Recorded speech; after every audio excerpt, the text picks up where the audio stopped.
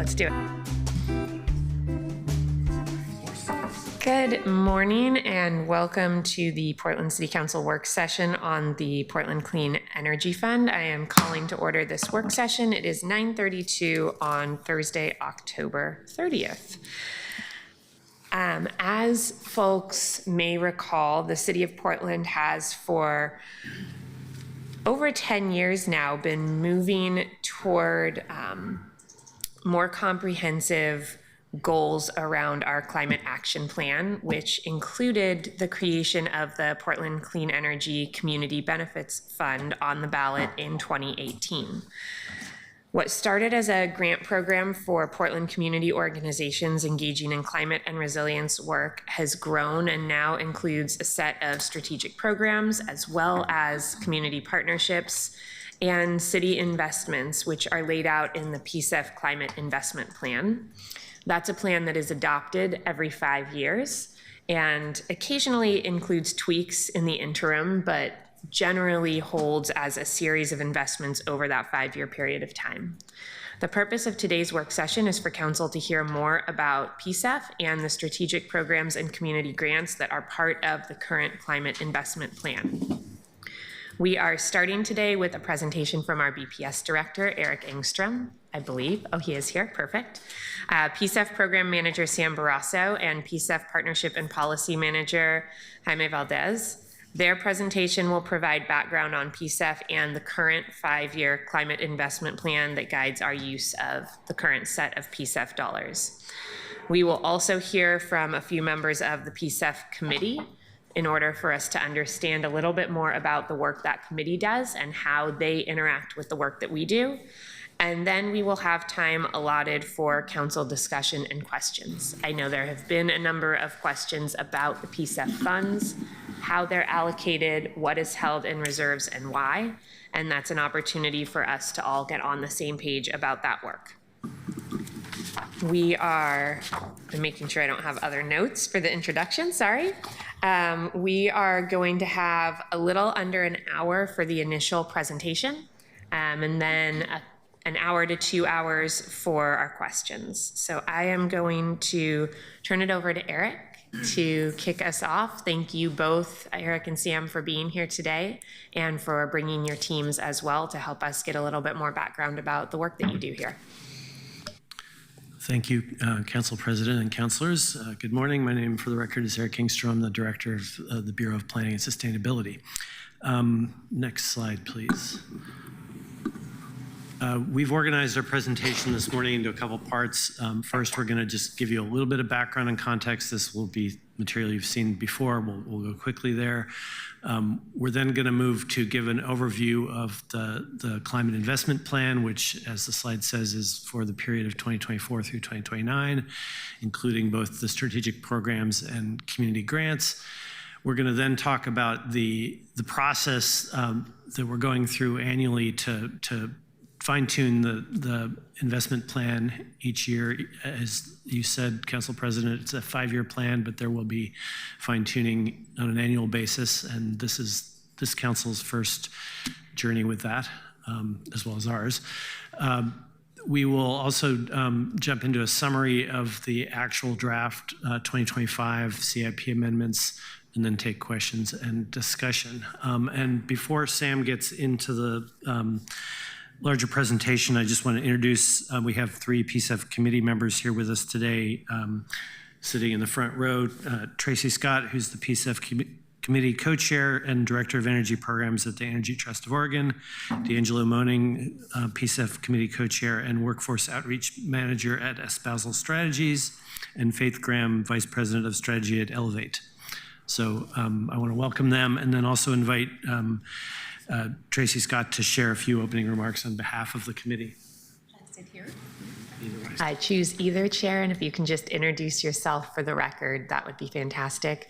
These mics don't always pick folks up well, so you may need to scoot close to the table. I'll scoot as close as possible. And good morning, councilors. My name is Tracy Scott, and as previously shared, I'm co-chair of the Portland Clean Energy Fund.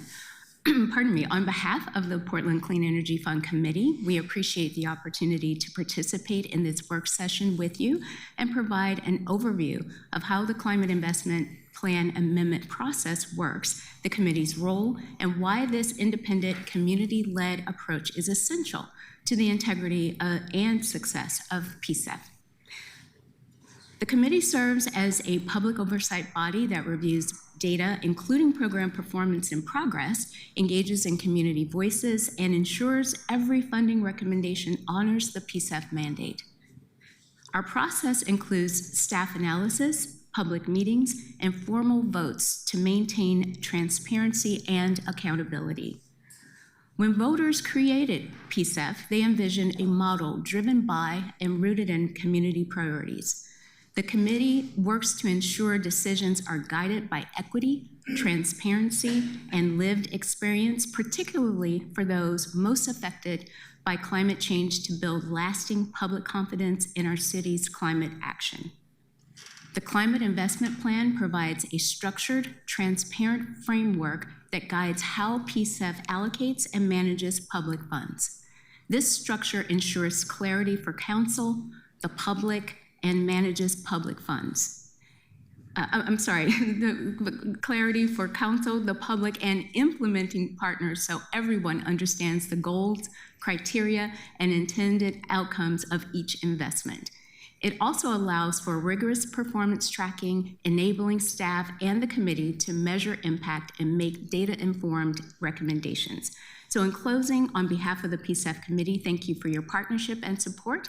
This process reflects a collaborative effort between the community, city staff, and council focused on delivering real climate solutions for Portlanders and building a sustainable, equitable city for all. Thank you so much. Thank you. Next slide, please. Before Sam starts, I want to just mention a few key takeaways we hope this presentation brings to you. One is that the CIP, the Climate Investment Plan, is a 5-year plan guiding the program's investments. Second is that 2024-25 was a year of standing up new and existing programs, a growth year.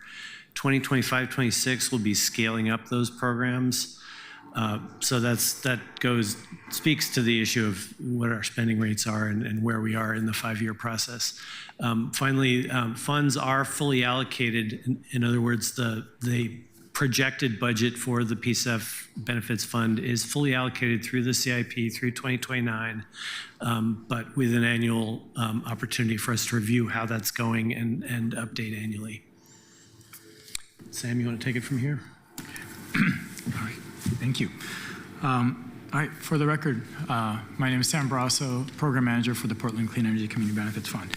It's a pleasure to be here with y'all. Council President, councilors, Portland has been, and so what I guess I'll just step back.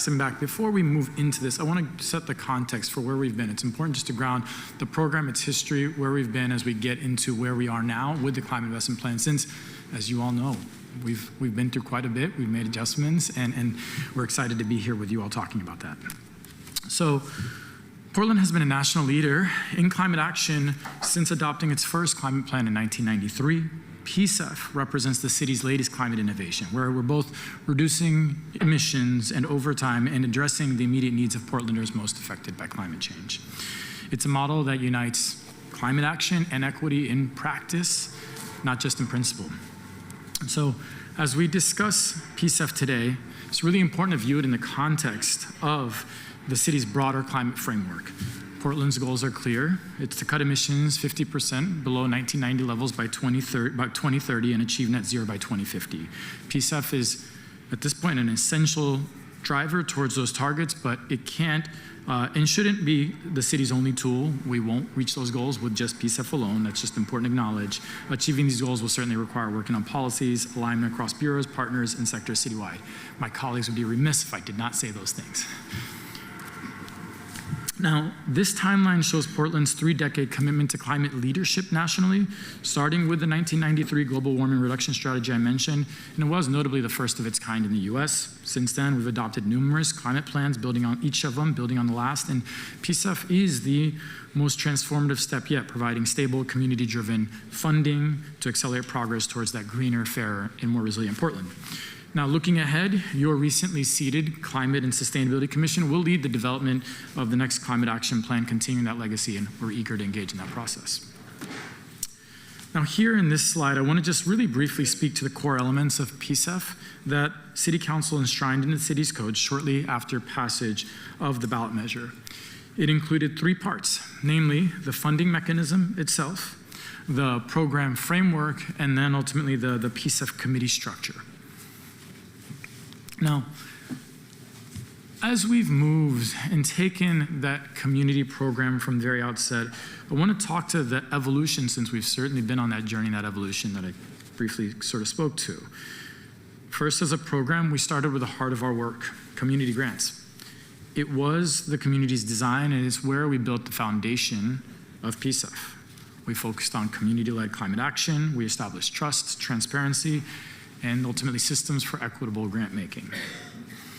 As we grew, as we heard increased calls for being more aggressive, thinking about different frameworks for accountability and the ability to move faster, we adapted PCEF and created the Climate Investment Plan as our vehicle to do that, to move forward and do so with our first strategic programs. This is primarily where we began scaling the impact of the work that we've been doing, from those community projects to these strategic programs. And that's where we introduced programmatic investments in partnership with government, nonprofits, and private entities.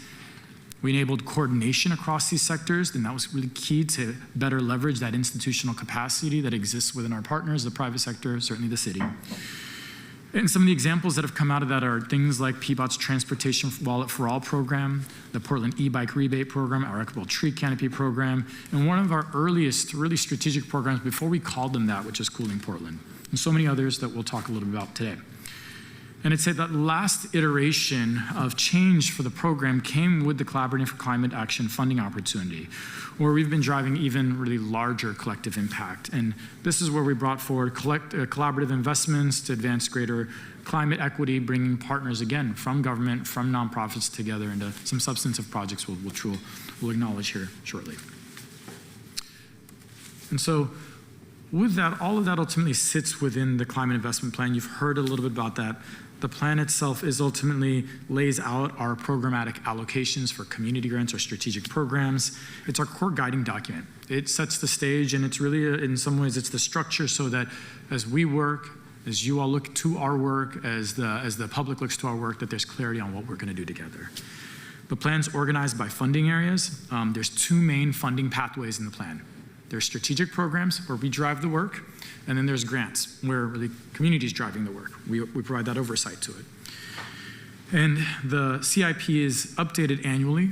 This year will be our first annual update process we're going to bring to you all in order to remain responsive to community priorities, get aligned with program performance, and so forth. And each update is developed by the PCEF committee with support from staff and ultimately recommended to this body for council approval. Now, when you take one step down within the program itself and in the Climate Investment Plan, we're organized across our funding areas. We have 7 funding areas: broadly energy efficiency, renewable energy financing, or funding, transportation decarbonization, green infrastructure, regenerative agriculture, capacity building, climate jobs, workforce, contractor development, and the other catch-all category for our emissions reducing projects. Okay. Now here, I'm just going to briefly speak and pause, take a moment to speak to the roles of the committee as well as this body in council. So the PCEF committee adopts the methodology to measure, track, and report the effectiveness of PCEF. They adopt the workforce and contractor equity plan. They also recommend to council the climate investment plan, amendments to the climate investment plan, as well as amendments or changes to the city code. Now, it's important to acknowledge, as part of those changes, as part of evaluating and making adjustments, the committee does not recommend individual grant awards. That's an important change. And they ultimately are there to ensure that North Star, that community voice, equity, and accountability are guiding the program's direction. Now, Council is the ultimate approval body for this program. Council approves the climate investment plan, amendments, and any changes to city code. And you all authorize the annual budget and program actions consistent with that adopted climate investment plan. Okay.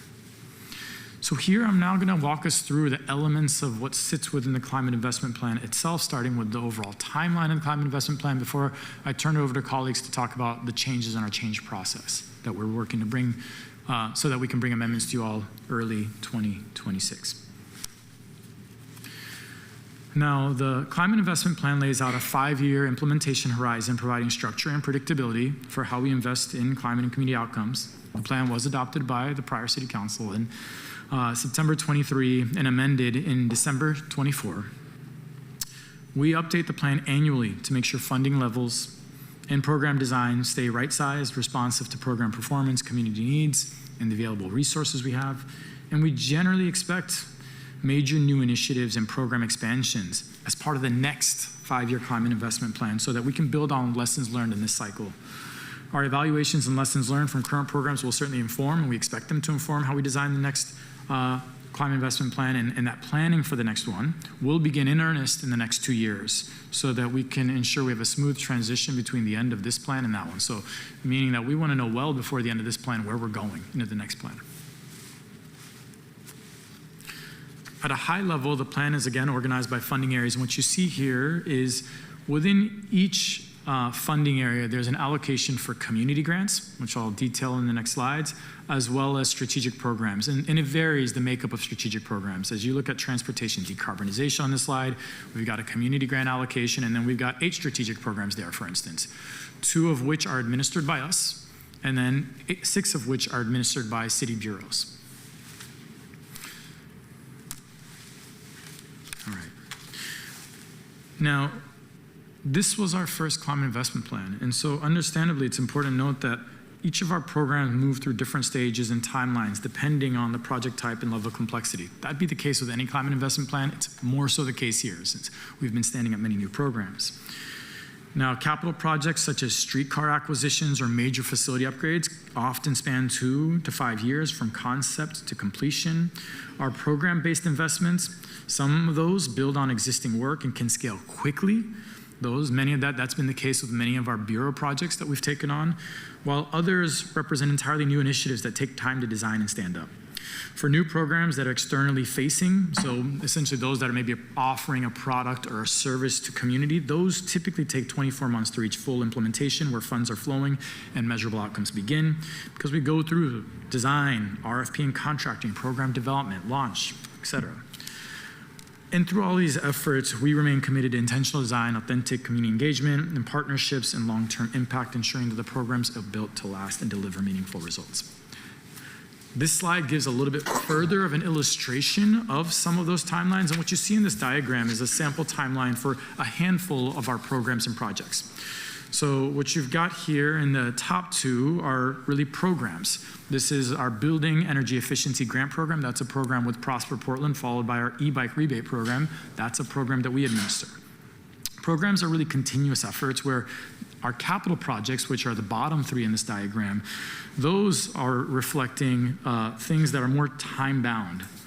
In either case, both of them require substantial lead time to deliver efforts. The key takeaway here being every one of these projects involves years of development work before outcomes are fully realized.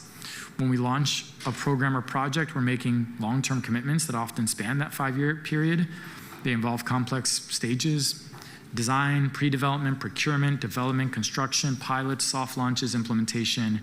And that's really what you see here. And a perfect example is the 82nd Avenue high-capacity transit project involving multiple jurisdictional partners where there's a lot of pre-design work, procurement work to bring on the contractors. So obviously the design stage and where we expect actual construction not to begin until FY 26-27.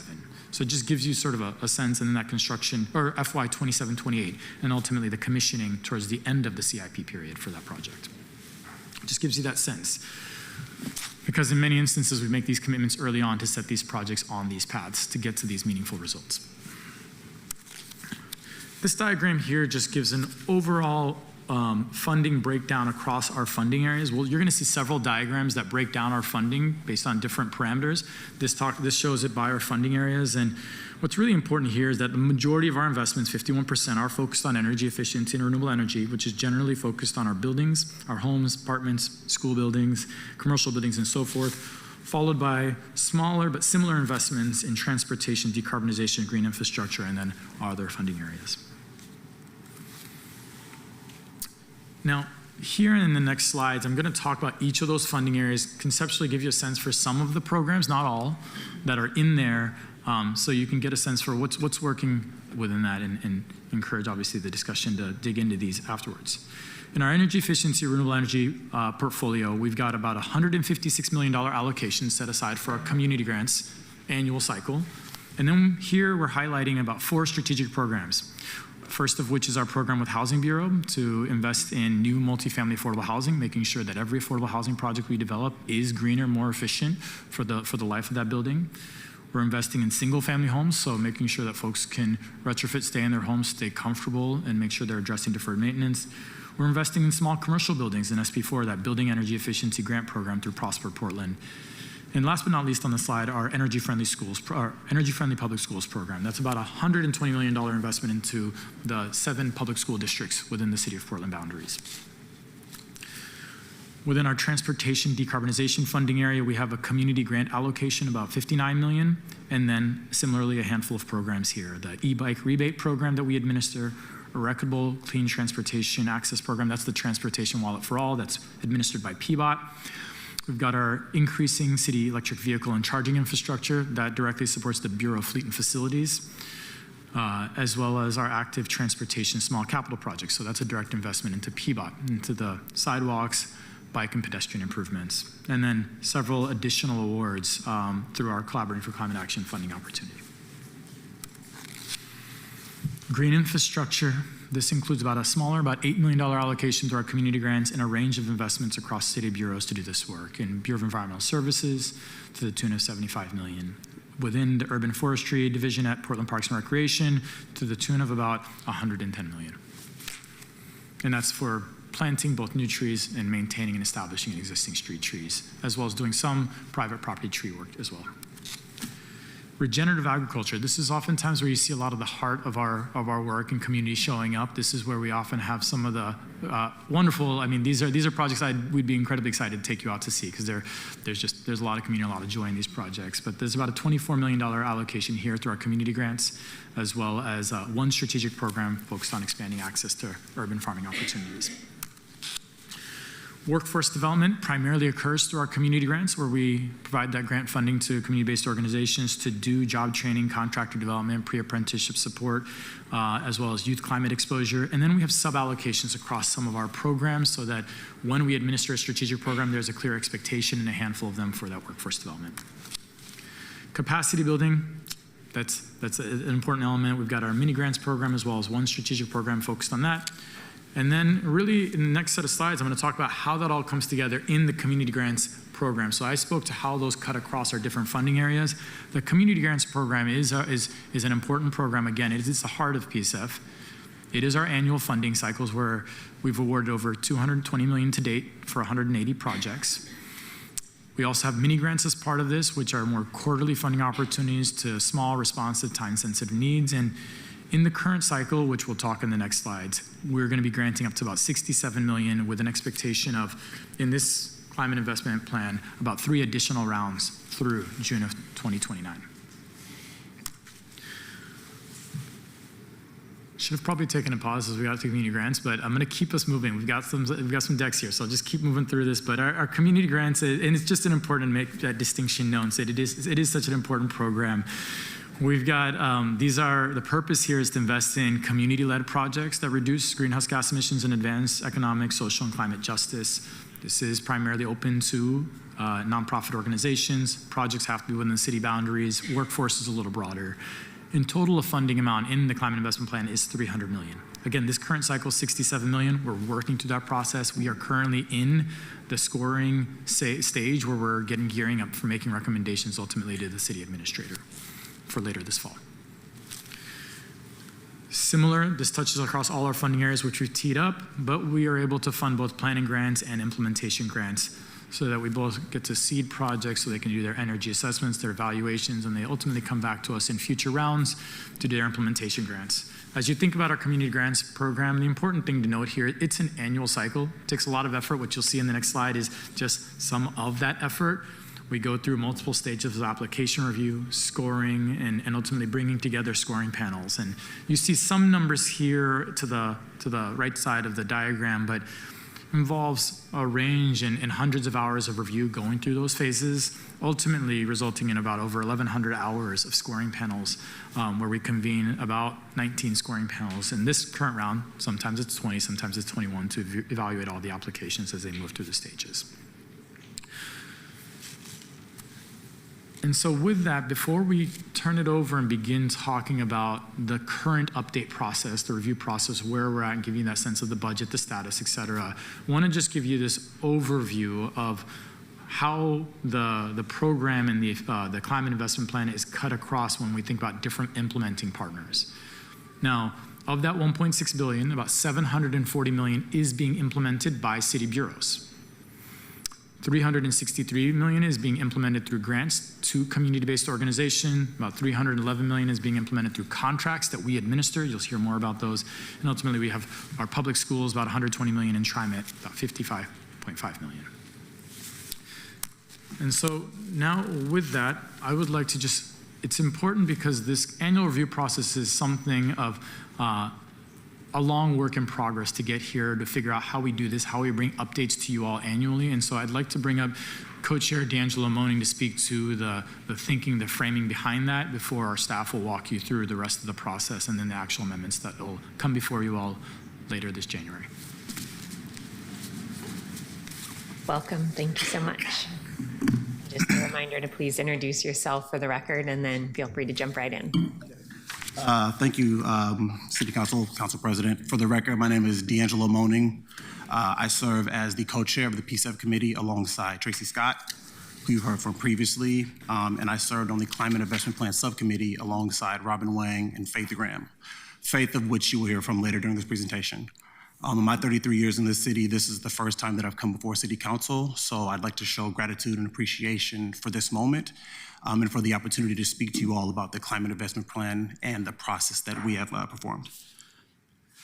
The PCEF Committee is central to keeping the Climate Investment Plan effective, equitable, and accountable in the communities that it serves. Through the annual review process, the committee reviews progress and recommends adjustments to ensure the plan stays aligned with Portland's climate and equity goals.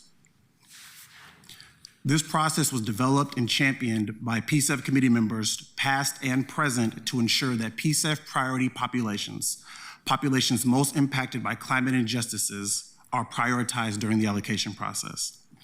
It has been a difficult road leading up to this point, where proposals have been brought to the committee very abruptly, with a short window for discussion and decision, and so this process also serves as a guardrail to prevent many of the impacts that come with last-minute decisions. Through its annual review, the committee helps ensure that the funding decisions reflect voter intent and meets the real needs of Portlanders, especially those most impacted by climate change. This open public process builds transparency and trust by showing clearly how funds are spent and what results they achieve.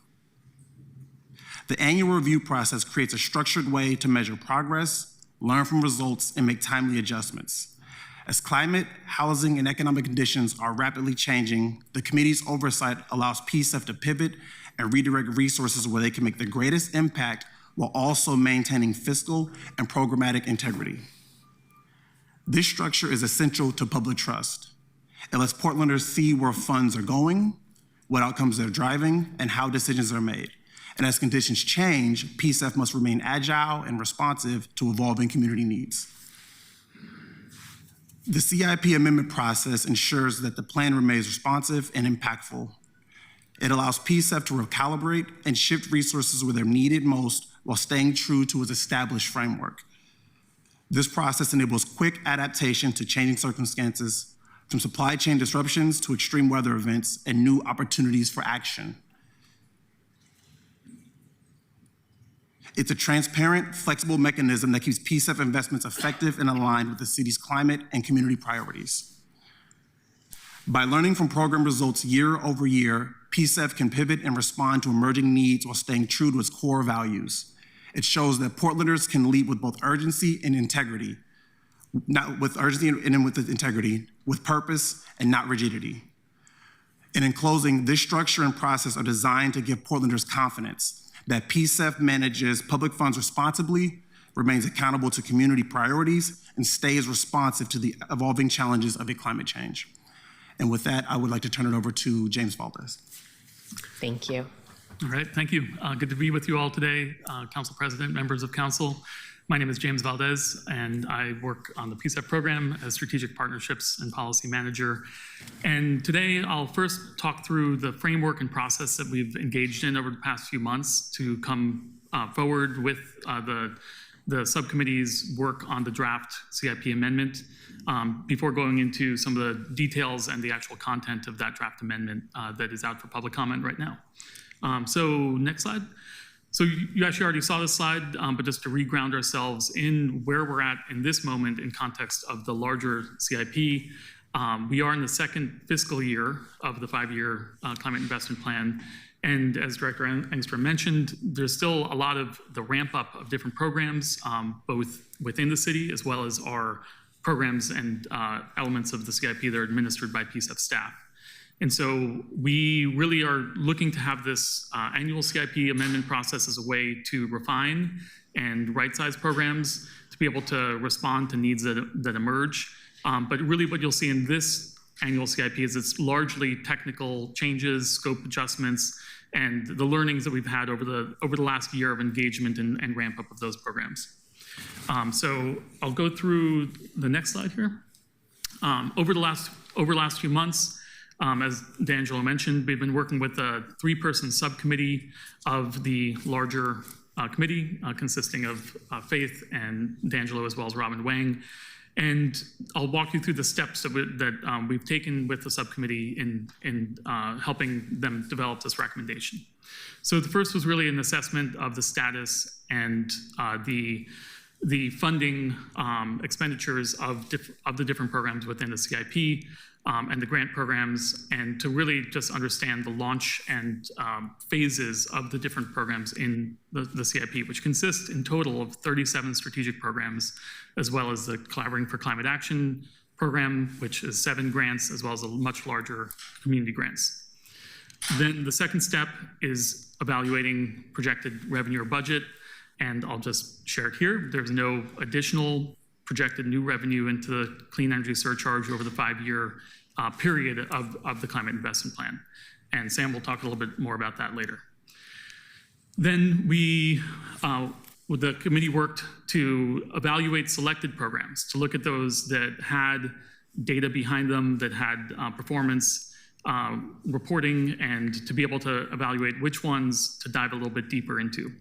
And I do want to highlight that for every strategic program, there are goals and metrics, as well as reporting that happens. And so that's both for the city bureau projects, as well as for all of the ones that are implemented by PCEF directly. Then the subcommittee has developed a draft recommendation for amendments and adjustments in the climate investment plan. And those are really designed to address the learnings and opportunities that have come forward over the past year in implementation. And then we're kind of in this step 5 in the light blue here, which is we're out for public comment. On the 20th of October, I guess just 2 Mondays ago, we went out and published the public comment draft that was also shared, I believe, with many of you all. And that contains both a red line of proposed changes as well as a summary of those changes. And we have a survey that is available and open right now, and we welcome broad public input. The message went out to all of the people who are subscribed to the PCEF mailing list, as well as out to the broader community. And so in contextualizing where we are with this CIP amendment, I mentioned this before, but we really still are in that ramp-up phase of many programs. We don't have a projected new revenue into the clean energy surcharge, and the the subcommittee really focused their review on programs that were close to meeting their allocation goals or that had demonstrated significant success in implementation. And so with that, I'll pass it actually back. Oh no, there's one more slide. So when we look at that status of different programs within the Climate Investment Plan, this is a brief overview of kind of those phases of development that Sam had mentioned. So we have 22 active projects and programs, both within city bureaus as well as some of the other ones that are implemented directly by PCEF staff or administrators. We have 3 programs that are in the beginning implementation phases. We have 9 programs that are in development, including in procurement of RFPs or kind of deeper launch. And then we have 2 programs that are in early design. We have 2 programs that have functionally or effectively not started yet, but are still anticipated to be launched in the coming year. And then we have 3 programs in strategic programs in the Climate Investment Plan that have completed their activities. Largely, I'll just note this is parks facilities improvements. With that, then I'll pass it over to Sam. Thank you, James. So this pie chart shows our total $1.6 billion climate investment plan funding over a 5-year period. That framing is important. It's a 5-year period. Now, so far, our actual spending, primarily from FY 24-25, last fiscal year, totals about $146 million. Now, this current fiscal year, we are budgeted for $340 million. Separate from that, we have about $170 million in encumbrances and about $479 million under contract for future spending. Now, the remaining $515 million of this climate investment plan is committed within the climate investment plan, but not yet contracted, not yet encumbered, or budgeted. Now, so I'm going to break that down because I suspect there's going to be interest in that remaining $515 million in the next slide.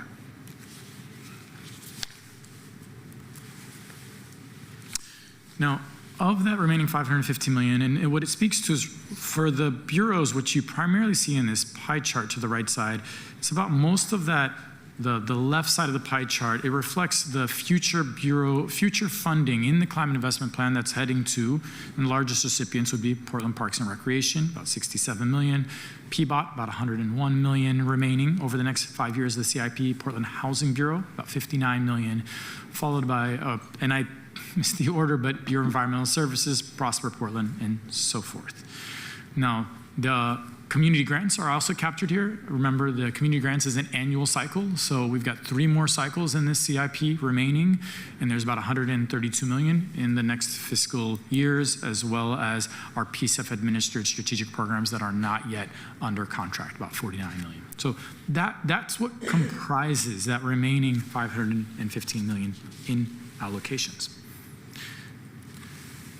Now, this is another way of looking at that same chart you saw earlier, and what this does, this overlays our current beginning fund balance.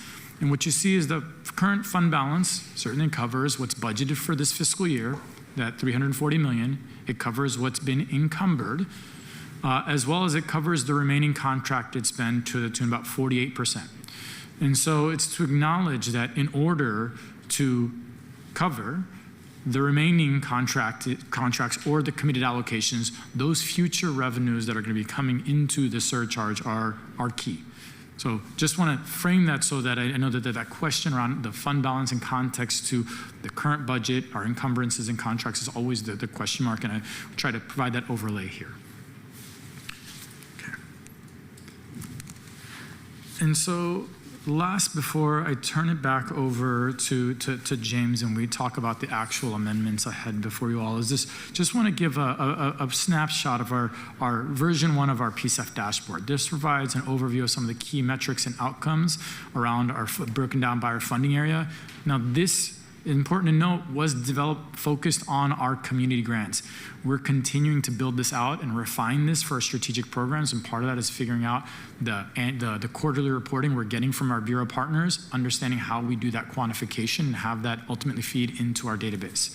And so right now, those metric ton emissions reductions are on and they're focused exclusively on our community grants, but I want to name that just ongoing work to build this out so we get to that next stage here, and ultimately capture the entirety of our work in this dashboard related to our strategic programs and other programs.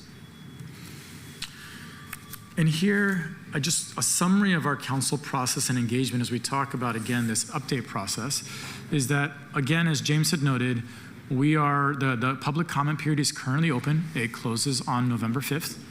The PCEF committee will review those comments and make ultimately their recommendations on the annual CIP update in mid-December. We're working to bring those to you all and engaging with the council on that update content between that mid-December through January period. You're going to hear, obviously, you're going to get a sneak peek of it today. And that engagement will focus on understanding the committee's recommended adjustments. And want to name, and we've begun these conversations on ultimately teasing out a council-focused process. So we've started the conversation on developing a secondary structured process to better capture the council's priorities and inputs ahead of the budget process, and that's a conversation we're currently having with city leadership, as well as ultimately soon, Council President and your team. Okay. With that, I'm going to turn it back to James, and then we'll bring y'all home here in a few more slides. All right. So yeah, this is really the content then of the draft CIP amendments that the subcommittee has brought forward. We'll also have an opportunity for Faith Graham to speak a little bit to some of this. But the content itself is broken into kind of 4 categories of adjustment. Oh, go ahead, next slide. And so the recommendations or draft changes fall into these 4 areas. The first is funding adjustments, opportunities to either increase or decrease funding for strategic programs within the CIP based on that evaluation process that I mentioned earlier. And then the second and the largest bulk of content within the CIP amendment is goal adjustments and scope refinements.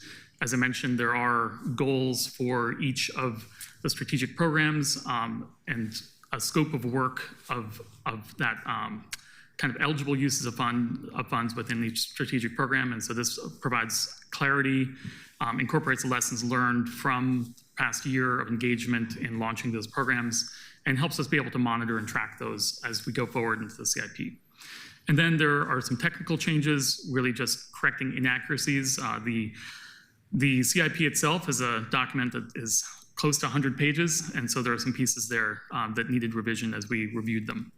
And then the fourth is really city budget alignment with past council action that you all have made in either the 2024-25 or 2025-26 city budget in elements where the current version of the climate investment plan doesn't align with some changes that were made. And so these pool of changes kind of brings that into harmony and reflects those adopted city budget adjustments. And with that, I think we'll get into the actual content, and we'll bring up Faith to talk about the first one. No, namely because funding adjustments are critical work here, and I think that was important to really hear the committee's perspective on that. So, Faith, thank you. Yeah, great. Thank you. Good morning, Council President, councilors. Thank you so much for having me here today. My name is Faith Graham, and I have been a longstanding member of the committee and also on this subcommittee. So I'm very happy to be here with you, grateful for the work that you do, and also for the invitation to talk about PCEF with you today. So as I said, I'm here on behalf of PCEF's committee that did the evaluation of the CIP amendment in this round.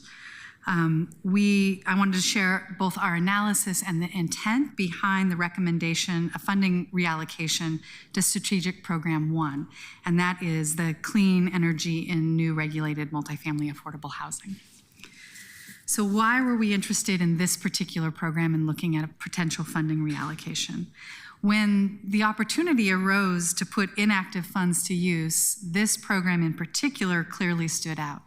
It's the only program within the strategic programs that has fully committed all existing funds to active projects.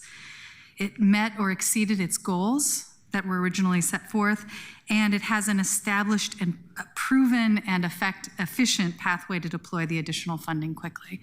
This is administered by the Portland Housing Bureau and is in line with what they do day in and day out in supporting housing developers and owners in putting much needed affordable housing on the street.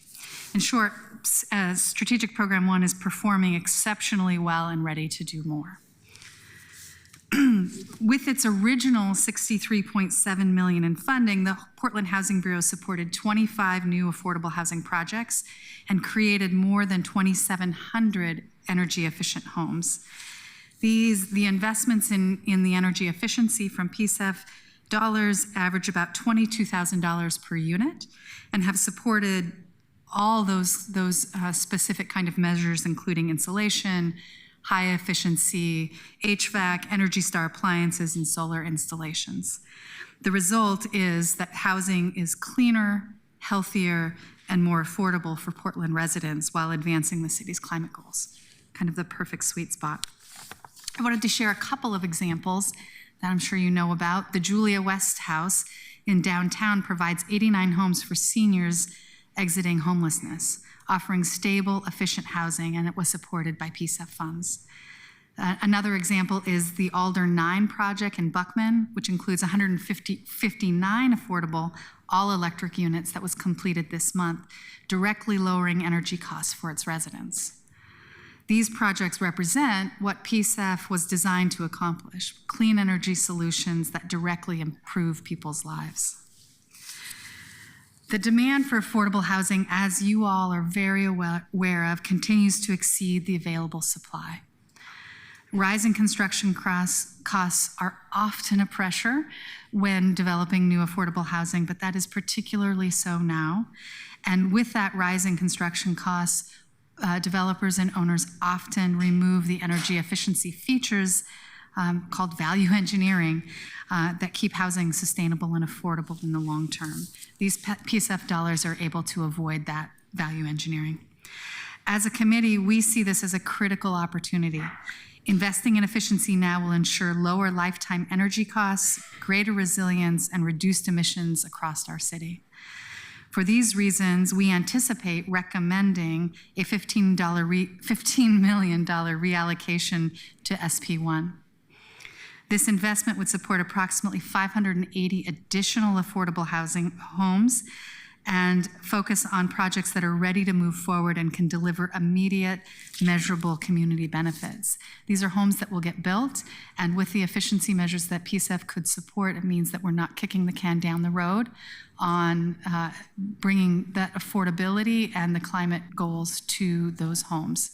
We'll be building that in at the front end. Thank you very much for your time, and that's all I have for you right now. Thank you. All right.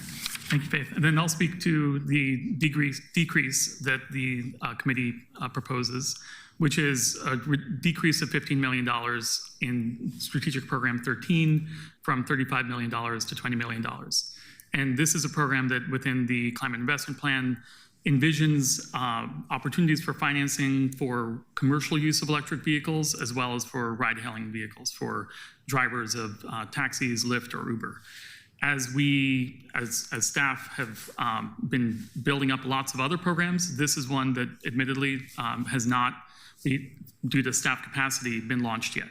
And so this is still, we recognize that EV financing is a need out there, that there is both interest and opportunity for commercial use of EVs, but the scale of this funding and what can realistically be deployed over the remaining part of the CIP is in alignment with a reduction, and the committee evaluated that opportunity.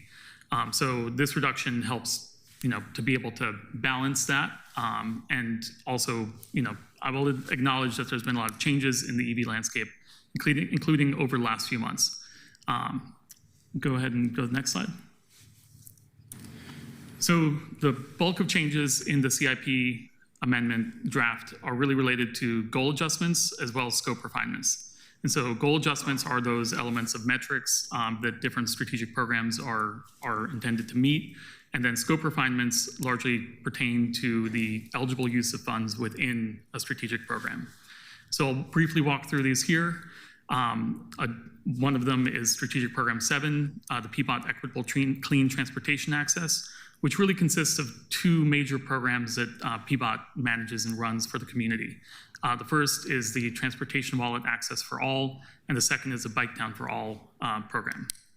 And the draft amendment really makes some edits to reduce the focus on kind of numerical emissions reduction associated with that strategic program, recognizing that the real intent of this program is universal transportation access, and that mode shift, while it is measured, is not the primary driver of access to transit and micromobility in that program. The second is Strategic Program 21, Portland Hydroelectric Bureau and the relicensing project that's ongoing right now with FERC.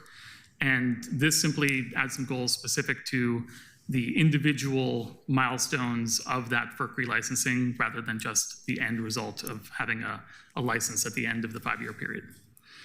In Strategic Program 22, Bureau of Environmental Services has an allocation and manages a broad range of programs within this strategic program focused on green stormwater infrastructure and watershed health. And as we've worked with them, we've recognized the need to be able to see with greater resolution and detail the sub-elements of that program. So the draft recommendation splits that program into 7 different sub-allocations with goal measures for each of them so that we can track those through the remaining part of the CIP with greater resolution. Then in the scope refinement or kind of eligible uses section, also to Strategic Program 7, there's an expansion of allowable use to allow bike town fleet upgrades to be part of eligible costs with specific circumstances and conditions attached to that.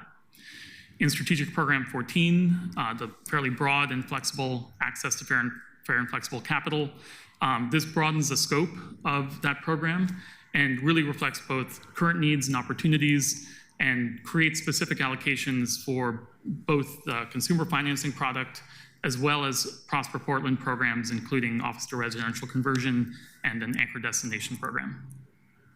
Within Strategic Program 29, the Peabody Active Transportation Maintenance Operations, which is really focused on bike lane sweeping and electrification of the equipment used for that. This allows additional vehicles to be purchased, basically additional street sweepers, electrified sweepers, as well as equipment to support those operations. Go to the next slide. There's only one technical adjustment proposed in the Strategic Program 25, which is implemented by Portland Housing Bureau. It's focused on existing affordable housing, regulated affordable housing, energy improvements, and preservation. It removes sub-allocation of funding that was really not implemented and was paid for by other funds, and also reflects a previous PCEF committee decision of moving some funding from this to Strategic Program 1. Then getting to the last bucket or category of proposed changes in the draft, those are the ones that capture, as I mentioned before, the budget decisions that were made in previous fiscal years. This includes in Strategic Program 5, which is allocation for building upgrades for community severe weather response or kind of making resilience hubs for extreme heat or ice events. This provided in the 2024-25 budget a allocation to Portland Parks and Recreation to make upgrades to 3 different community centers to be able to make those more energy efficient and resilient, as well as funding lighting improvements throughout many city parks, as well as the light pole upgrades. Then in this fiscal year, there were a couple budget moves that we wanted to be able to capture accurately in the Climate Investment Plan, which include Strategic Program 26. This is the electrification of city fleet and the investment in electric vehicle and charging infrastructure. There was a debt retirement offset of $5 million for EV infrastructure and charging that we needed to ensure was accurately reflected there. In either retiring that debt or offsetting the cost of debt that would not be issued. And then in Strategic Program 34, this is an allocation that Portland Parks and Recreation is launching for street tree care citywide, as well as some workforce development elements. In this year's city budget, there was a redirection of some funds and staffing to Portland Permitting and Development. And so this reflects that move. The exact amount is still to be determined as we work with City Budget Office on that. And that was a lot. I think we're open for questions and further discussion. And if we need to bring other folks up here, we can. Thank you all. I know that there are a lot of questions that folks have been writing down as you've been talking. Councillor Novick, would you like to kick us off? Yes, I have a mess of questions, but I'll try to make them quick. One is about, there's a couple of examples where I'm curious whether what's being done with PCEF money is different from what was being done without it. Like in terms of the multifamily housing, energy investments, was the Portland Housing Bureau building really energy efficient houses before that was their plan? And because of the PCEF investment, they're building different housing than they would have otherwise? I think this is a wonderful question, and I think I welcome our committee member, Faith Graham, to come up. I think maybe you want to speak to what your observations in terms of the value engineering that's occurred on these projects, and I'm happy to chime in too. Sure, thank you. Thank you for the question. My understanding and belief, having worked with Portland Housing Bureau and in the affordable housing space for a number of years now, is that indeed it is Portland Housing Bureau's intention to build as much energy efficient housing as possible. Often when adding new units, that is the first thing. However, the high efficiency, the above code efficiency measures are the things that get cut out of budgets as you're trying to build extra units. So as we're seeing construction costs go astronomically up, we are seeing more and more of those high efficiency units being, and again, this is above code measure that PCEF's funds are funding. So PCEF's funds are specifically tied to investments above code? Yes. Correct. Okay. Similar question about the schools money. I mean, we're giving $120 million to the schools. Were the schools really going to not make investments in HVAC systems, et cetera? Actually, I'm curious, if somebody give me the background of how we wound up giving $120 million to the schools, period. Yes, there's two stages. The first tranche of funding came through the original climate investment plan where we had engaged community members over the period of 9 months, and through that, schools funding surfaced up as a key priority area. And so in that, we had originally funded about $50 million. Some of that was for student-led activities, and I think it was about 47 or so million was focused on infrastructure upgrades. And I think that was just a cumulative of engagement that had occurred over time around schools having this deficit and this need for addressing some of this key infrastructure. Yes, I know Portland Public Schools certainly has had several bond measures, but that has not necessarily been the case for many of our other districts within the city, whether Centennial, Park Rose, David Douglas, et cetera. And so then the second sort of tranche of funding that was awarded to schools came to our Collaborating for Climate Action funding opportunity, where the school districts came together. After that first round, they had a long summary. With leadership from Multnomah Educational District, brought the districts together and really came up with a pretty comprehensive list of measures and improvements that they would make to buildings across the districts to meet their climate goals, keep kids in schools longer, et cetera. You touched on a question I had, which is, I mean, the Portland Public Schools seems to be able to get the public to approve multi-billion-dollar bonds. You said that a chunk of the money goes to the other districts that aren't able to do that. How big a chunk of the money is going to the other districts as opposed to PPS? It's a question I'd love to follow up. What I'd say at a high level is that we did have a more equity-oriented formula for distributing funding. It was based on essentially percentage of kids on free and reduced lunch, et cetera. And so while PPS is certainly the district that is getting more resources than the other districts, our East Portland districts are disproportionately getting more. I know that at the high level because that was a subject of a lot of discussion, but PPS just being still the behemoth that it is still getting. And you said this bubbled up through a community process. It wasn't a matter of school board members or school administration asking about this. It was just sort of spontaneous people saying we should give money to the schools.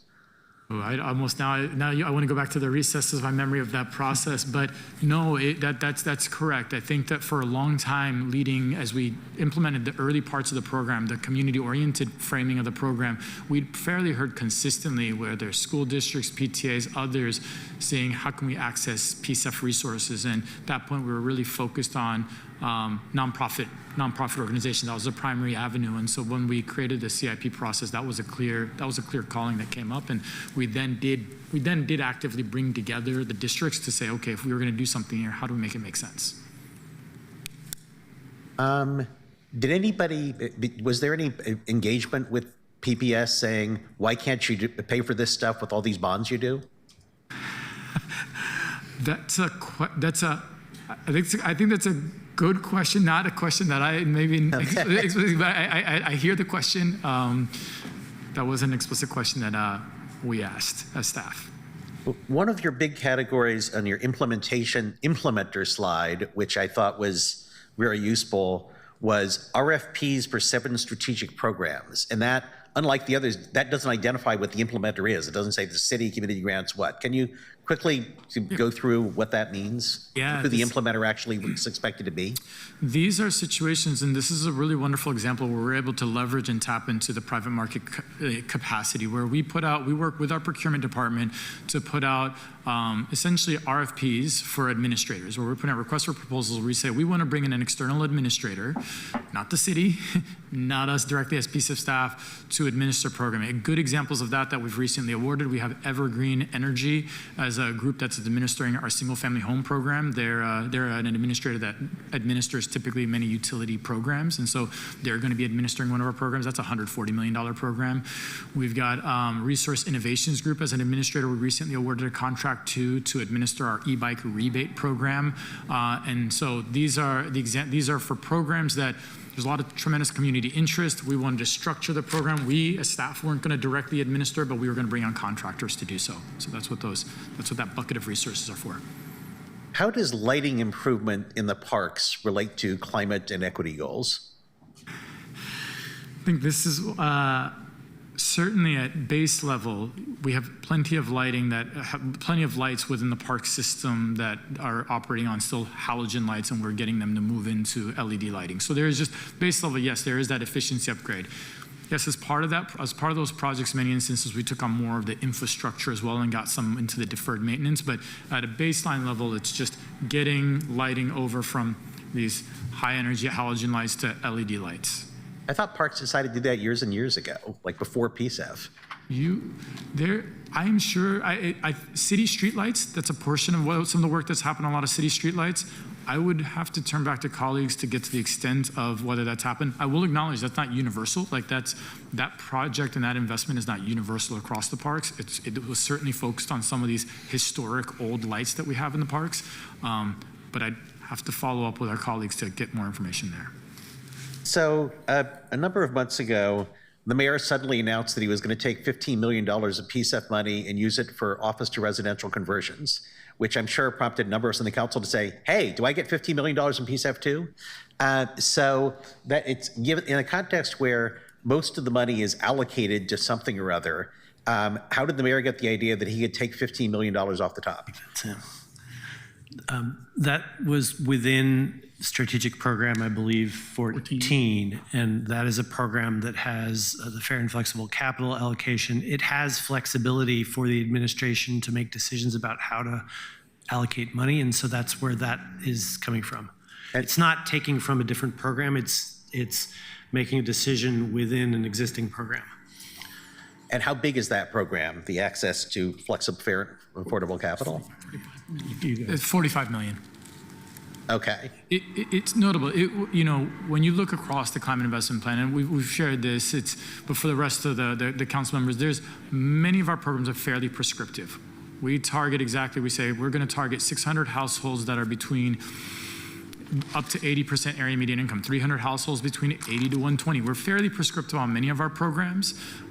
this was one of the programs that was less prescriptive, recognizing that as we implement this plan, that we would need flexibility to serve, particularly some of those opportunities where, and it certainly we expected this in the private marketplace, in the commercial building space, where we would need more flexibility. And so that this program was entirely designed with that expectation of needing that flexibility to complement many of our other programs, and that was the program that that the mayor leaned into there.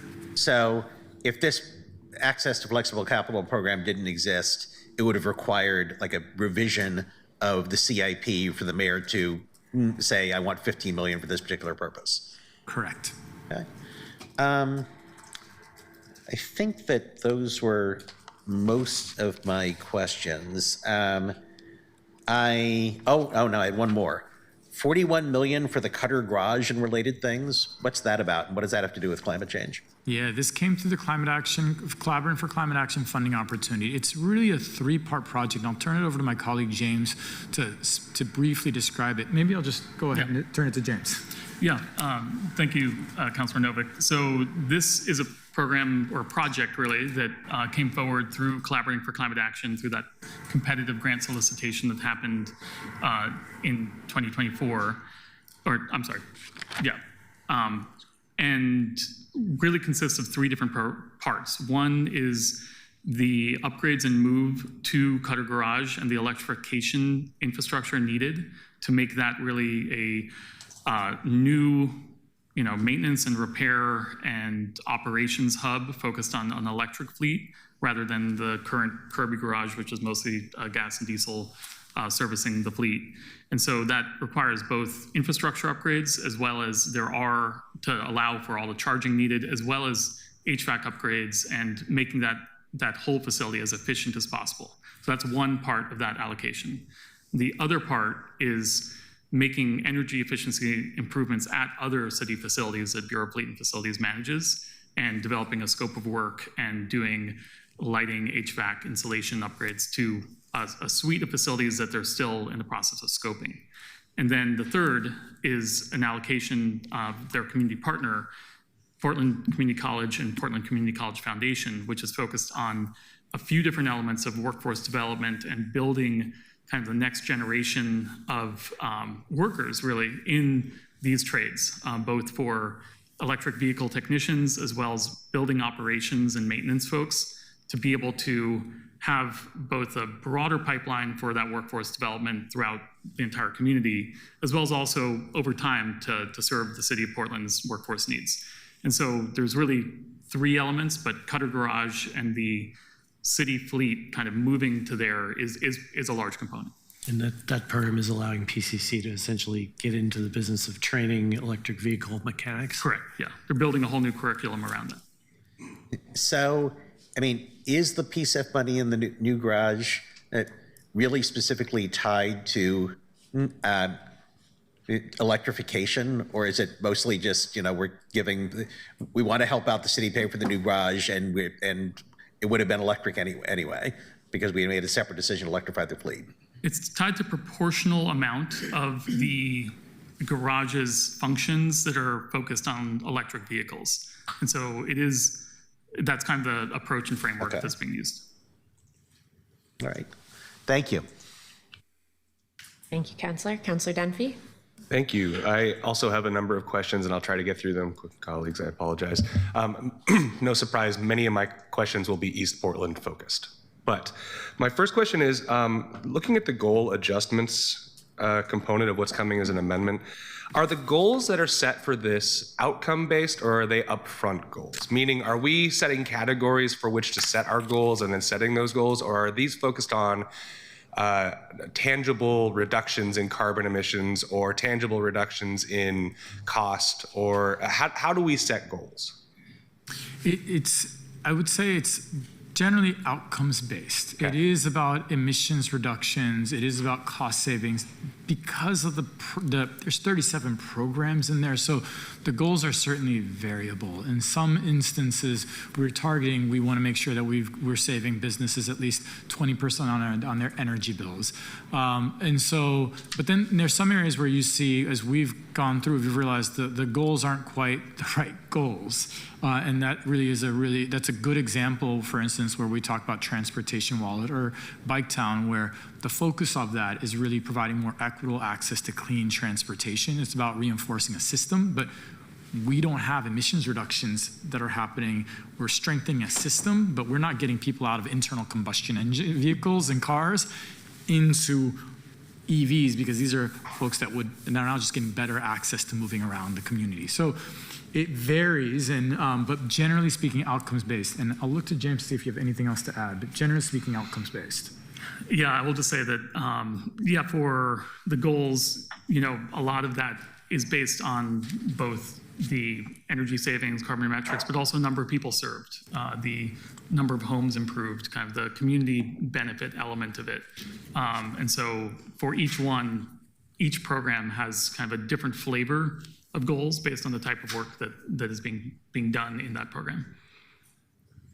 Okay, good. That's great. I mean, I'll tell you that the criticism I've heard of this program is that sometimes it is money in search of a program to fund. And if we are working towards a tangible reduction that we can measure and say, we reduced this much reliance on fossil fuels, we reduced this much carbon emissions, and we got there by investing in these backwards, that is exactly what I think this should be.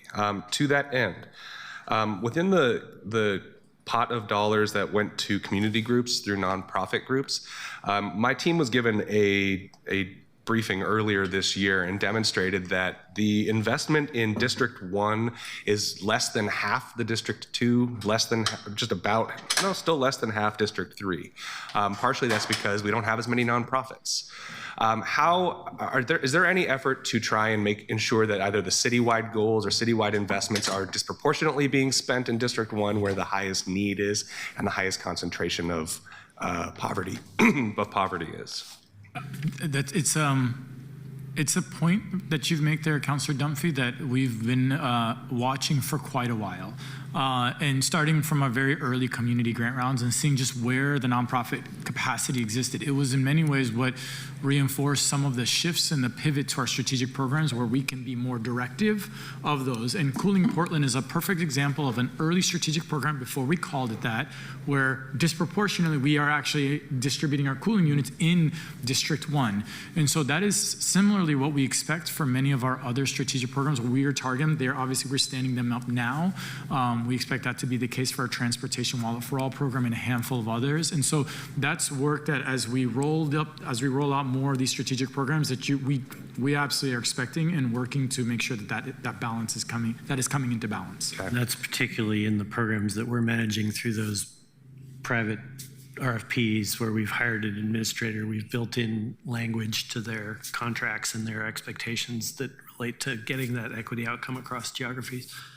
Yeah, and Councillor Dunphy, I'd also just add that part of this is our work with partner bureaus and implementation of projects, both with PBOT, the Sidewalks to Schools program, as well as when we look at the major investment on the 82nd Avenue corridor with TriMet. That project is actually a little tricky because it spans 3 different districts, but largely in District 1. I mean, largely related, I'm going to jump ahead of my questions. I feel like investments in Bike Town are counter to that goal. Bike Town usage in District 1 is dramatically less than it is in District 4, for example, right? It's more convenient to use a Bike Town bike in downtown than it is out in Park Rose. Additionally, Bike Town is, as I understand it, it's a collaboration between PBOT, Nike, and Lyft. Why is our investment in their infrastructure come with any requirements for private capital to be also investing? Does Nike or Lyft on the hook for electrifying their own bikes, or are we simply taking that on to the benefit of some but against other communities? Let me speak first. Sure. I think at a high level, I think just naming what you spoke to there on Bike Town being probably disproportionately used in District 4 and likely 2 versus District 1, I think we certainly see that. And I think I just want to acknowledge the balance. We know some programs, there's going to be just a balance where programs are going to be more heavily used in one geography versus others. So I just want to acknowledge we hear that, and I'll turn it to James to really speak to some of the technical questions you just asked there. Yeah, thank you, Councillor Dunphy. And just to maybe clarify, the current uses of funds within the in that strategic program 7 are really focused on providing a reduction in cost for income qualified Biketown riders in the Biketown for All program. And so that makes the system available to a broader range of people that do have lower income. The amendment proposed would be to allow some funds to be used as an investment in the fleet upgrade and to move towards what's called the new Cosmos bike. And that would require some renegotiation of the Lyft PBOT contract. And I don't want to speak too much to the particulars because that is something that PBOT will have to engage on. But there's a vision of conditionality there with some changes to the way that Biketown operates. Okay. I want to make sure that we're not just throwing money at a private company that doesn't serve my community, especially when if you've gone to any other city, we know that there are other companies that are offering electric bikes without deep subsidies from a clean energy fund like this. And I suspect that there are free market solutions to try and getting to the same outcomes, whereas I think investment in infrastructure might be a better use of those dollars rather than just seeing it go out the door. To that similar end, sort of following along Councilor Novik's question about the school districts. 40% of all the kids in the city of Portland live east of 82nd. 82nd is our geographic center. I understand that there are some ties to both poverty level and need, but I've also heard from some of the school districts that the needs that look different east of 82nd. Reynolds, for example, has some newer buildings, but they have no shade for their kids. And so when they applied for a grant to try and build some shade infrastructure, they were declined because it didn't directly tie to carbon reductions. Are we taking a closer look to ensure that East Portland East Portland school districts are getting their fair share? I would expect that at least 40% of those dollars would be going, understanding that PPS is the behemoth, but also are those investments able to look and adapt differently to the needs of my neighbors? On the percentage number, I'd love to follow up on that and just make sure we have that with clarity and offer you that. On the, what we do is our staff work with the districts, and all the districts, and I forget the exact number, but they have at least 158,000 or so to begin planning and developing their projects. Correct. In that particular instance, I'm familiar with the shade structure that the Reynolds School District was trying to develop. And we worked with them to tease out to what extent we could make that a solar or shade structure. So we work with the staff to say, what do you need? How do we make sure it fits within our parameters? And so our staff are there more than willing to figure out. And I think more than willing to figure out how do we find those eligible projects, given the extent of need within the districts focused on HVAC, cooling, all that. I mean, we know that, I believe it's David Douglas has no schools with any cooling. Yeah. We know that those resources, we can target them in alignment and find those needs, but our staff always are available to find that. We see that as a partnership and making sure that alignment is there mutually. Great. I mean, it's similar to what Councilor Novik was saying. Portland Public has been able to pass multi-billion dollars worth of levies and bonds, and the Park Rose School District has tried twice now to pass a bond and failed by 125 votes. The needs are just dramatically different, and I hope that we can have that reflected. Similar question with regard to investments in city bureaus, and similar to what Councilor Novik was asking about, like upgrading lights to LEDs, are those investments focused on cost to the city or usage by the city? When we're trying to upgrade, is upgrading the LED lights reducing the electricity usage and the cost to the city at such a level that is worth it as compared to other upgrades? I don't know, replacing the pool pumps or whatever it is. I think, and maybe I'll bring this back, when we talk about the evolution over time of PCEF, and I think if you think about this current climate investment plan versus what we anticipate working on in 2 years and beginning in earnest and teasing out, it's going to look very different. I think we've learned quite a bit about our approach, the different resources that have come in at different times, and so I think I would acknowledge without a doubt that we would take a more comprehensive view and look at the city more holistically. I think in times right now, as we came into the first plan, certain bureaus have information, certain bureaus don't. We have some information about some of our buildings, we don't have information about others. So we haven't always had the ability to take the comprehensive view we would like to take. So we're looking fully at the entirety of the city's assets and being able to make that evaluation. And so in those instances, yes, those will save ongoing operating costs to the city as a function of switching over to LEDs. They also certainly save the city upfront capital costs of making those improvements. And that's what the target in that instance was, the upfront capital cost, in order to enable the city to leverage those both energy savings and utility bill savings afterwards. I would also add that we are in conversations with the efforts underway at the Unified Capital Improvements projects, because we recognize that a more holistic view for the future CIP is a likely path. Two more quick questions. No, one comment and one quick question. Slide 37, the pie chart is wrong.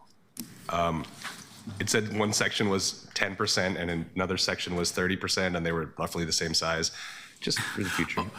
I will. So this is it's the visual, that overlay, that 29 or 30% there is actually partially underneath the green and partially on the other side. And so it's partially because we took two pie charts and we overlaid them, because what we wanted to show is of the different ways in which you parse out our funding, that green, which we overlaid, and there's no clean way to do it. So with more time, we will do it better. That green reflects the fund balance, the beginning fund balance. And so that's why you see the smaller wedge, but it actually is part. So what the fund balance covers is goes into and covers about half of that contractor. Understood. Okay. Thank you. It's more correct here. Quite confused about that. But and then also, James, you'd said there are no projected new revenues coming in. Is that above what, do you mean no projected above what we anticipated, or no revenues are coming in, end of sentence? No, I definitely meant in relation to the projections that have already been made over the 5-year period of the climate investment plan. The 1.6 billion number has not changed. Yeah, okay. And then my last question is, when investing in affordable housing, I think my numbers are going to be wrong here, but it looked like it was about $25,000 per unit of investment. Is that coordinated with all of the development partners and the city agencies ahead of time, or is that a sort of retroactive adding, do we build that into the cost of these units generally? Is this offsetting other funds? Each project has kind of a unique capital stack, but I will say that in many cases, PCEF was instrumental to getting these projects out of the ground during the difficult times in the last few years of changing interest rates. So it's part of their financial planning with a lot of other layers. Okay. Thank you. Those are all my questions. Thank you, Councilor. Councilor Smith. Thank you, Madam President. Good morning. Y'all can say good morning. Good morning. Thank you for the presentation, and very extensive, very comprehensive. And I just want to say that I appreciate the work that you all do, and the new CIP plan and everything that you're doing. But I'm going to go along the lines of Councilor Dunphy in terms of District 1. But first, I want to go back to the Cutter Garage, since we talked about that yesterday. And so that I'm clear, we just did $44 million in bonds to do that project. And you're saying that you all have awarded $41 million to the project. So is that money going to the new leased site to upgrade the EVs, or is it to the old site to get that cleaned up? Yeah, thank you, Councilor Smith. And that is definitely for the new site, for the new Cutter Garage facility on Swan Island. It's not for Kirby Garage. Okay, so. And it's a portion only of that total amount in that award is to, I know 10 million is for PCC, for the apprenticeship program that they don't have. So we're creating it for them when they should be creating it for themselves. Secondly, the other money, we had an extensive conversation about this yesterday, and one of my colleagues said that we should, that the private sector owners should donate the land back to the city of Portland.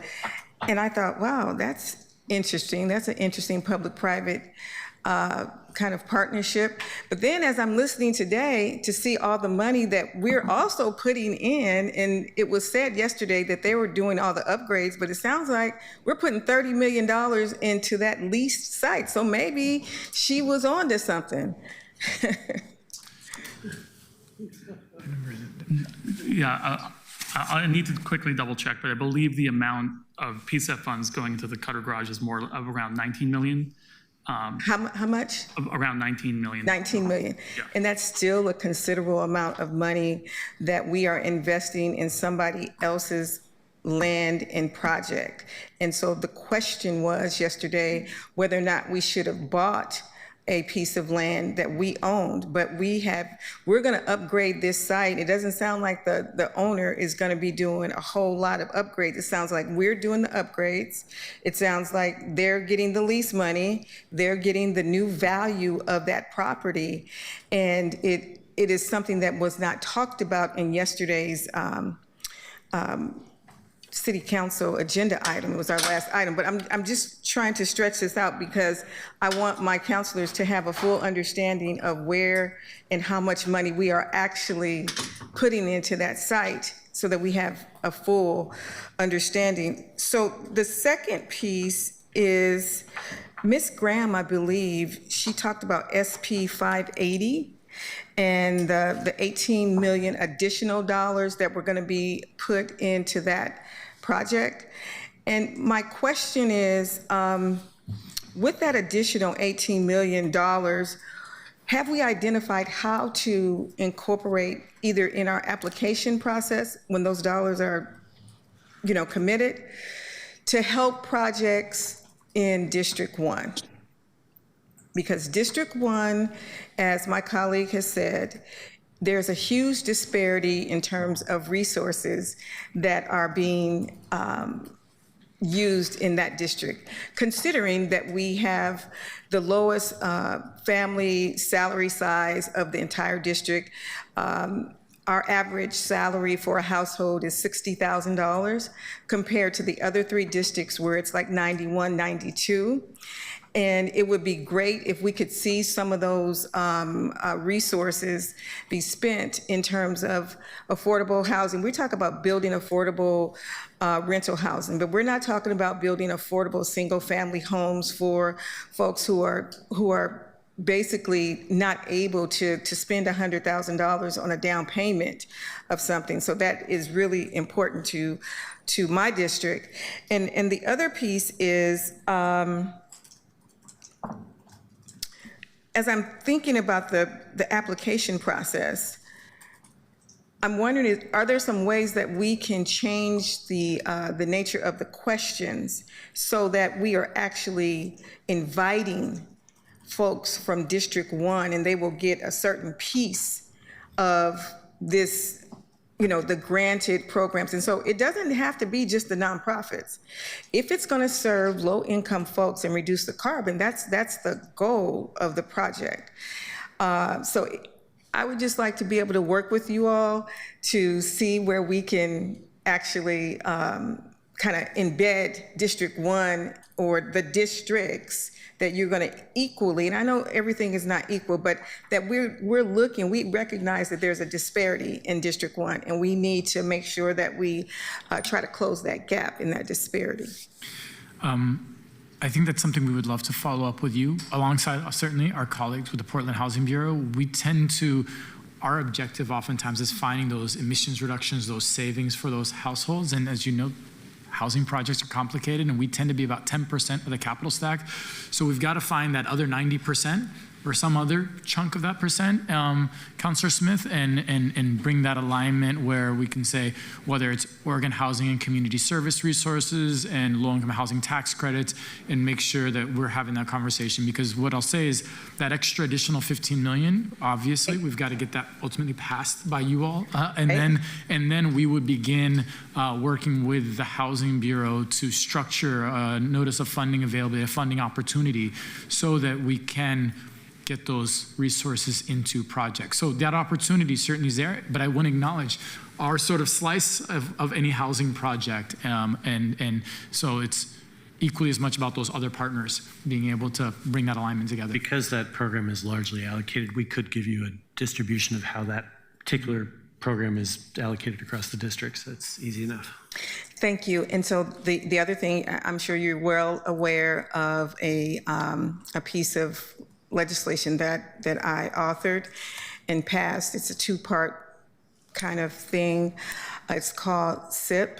It's the Sidewalk Improvement and Paving Project that identifies District 1 and District 4 as the recipients of money to create new sidewalks, to build, to close the potholes and pave streets and all that kind of thing. And that, I think it's great. And it's amazing. It's also a workforce development project as well, because it will hire folks that will, folks who are journeymen, not journeymen, but apprenticeships, to try to get their journeymen through that process and to use cement, that's green cement, and all those kinds of things, because that was the original intent of the Clean Energy Program, is to create clean jobs. And I'm noticing that it's a small percentage of the new CIP of where the dollars are going right now. But in terms of this economy, we have a responsibility to try to keep the economy going. We're number 8 in terms of our output into this Portland area's economy. So we have a huge responsibility. And I want to make sure that the sidewalk programs that you already have that you've allocated, that they also take a look at the resolutions that we're passing, and we're going to do a bond, a request next month, and looking at that. And so figuring out ways to serve low-income communities, low-income workers in the same communities, and be able to work to somehow figure out some kind of way that we can all exist on the same page. So I think you know what I'm talking about. But I see that as an issue, but when I looked at the entire, and I'm going somewhere with this, I looked at the entire ecosystem, and I saw very few Black-led, Black organizations that serve Black people who received any grant funding for programs from PCEF. And I'm not talking about in District 1, I'm just talking about in general. And so I was really kind of taken aback by that, particularly when we had programs in this community that were highly talked about. And I can talk about, Rose Quarter, that's probably a moot point, but it was there. We had programs with POIC. They didn't get funded. We had programs with SEI. They didn't get funded. All these Black-led programs who were doing good programs, who were in process, in motion, not talking about it, because you all have a significant amount of money that is allocated but have not been contracted or monies received or encumbered at all. And so my issue is, I think we need to do a better job of identifying BIPOC communities to actually get some of this money to be able to do the projects that are in motion. They're not thoughts. These are projects that were in motion and they were looked over. And so I'm just concerned about that and how we're actually identifying folks that we award these very precious, and they're general fund dollars pretty much, because you can put them anywhere. You've identified that case. So how are we going to do better in terms of identifying those BIPOC organizations throughout all of the districts? Councillor Smith, what I would love to do, I think PCEF is a complex program, and I think that hopefully that's what's seen here is just the different tranches and buckets and ways in which we move resources is complex. We've got 37 programs, we've got our annual community grant cycle, and we've got our Collaborating for Climate Action. I believe you're talking about Collaborating for Climate Action as a funding opportunity. That was, and that has its own constraints at the time around our seeking really certain sizes of projects that we felt had all the resources aligned to make sure that those could be spent within this time period. I feel really confident and strong about the projects we've awarded today and that we've funded many of the groups and organizations. We do fund annually, and I feel that obviously every year to year things change, but I would love to have a brief with the office and walk you through those projects that we have funded within the Black community, just so that if you, in many ways, we tell groups, if you don't get this year, there's next year. And I think that's where we've done a lot of that work to make sure when organizations' applications come through, we're there and available to provide that feedback, work with them so that they're more successful in the next round. And it's what gives us the confidence that we might not get it in 1 year, but that next year we tend to balance things out. And so I would appreciate the opportunity to walk you through just some of our previous projects, knowing that I know that particular funding opportunity, I sense for the projects you're speaking to. And I'd appreciate, I mean, you know, AVT, the Rose Quarter project, that's one project, but they have an amazing bringing back community members into the community and building one of the largest urban projects, you know, housing projects in the country. And when we can't fund them, I don't know who we can fund in the city of Portland. Particularly, they already had additional resources at the table. And the last thing that I'm really curious about this, because I think we have to hit some kind of metrics. That program that the mayor has, where you all are spending $45 million, the office to residential program, shouldn't some of those residential spaces serve affordable? It's market rate. This is for market rate folks. No affordable, no low income. And that's one of your target areas, is to hit low income folks. But this is helping market rate developers rehab their office buildings to serve market rate residents. And so for me, that's not explainable to me.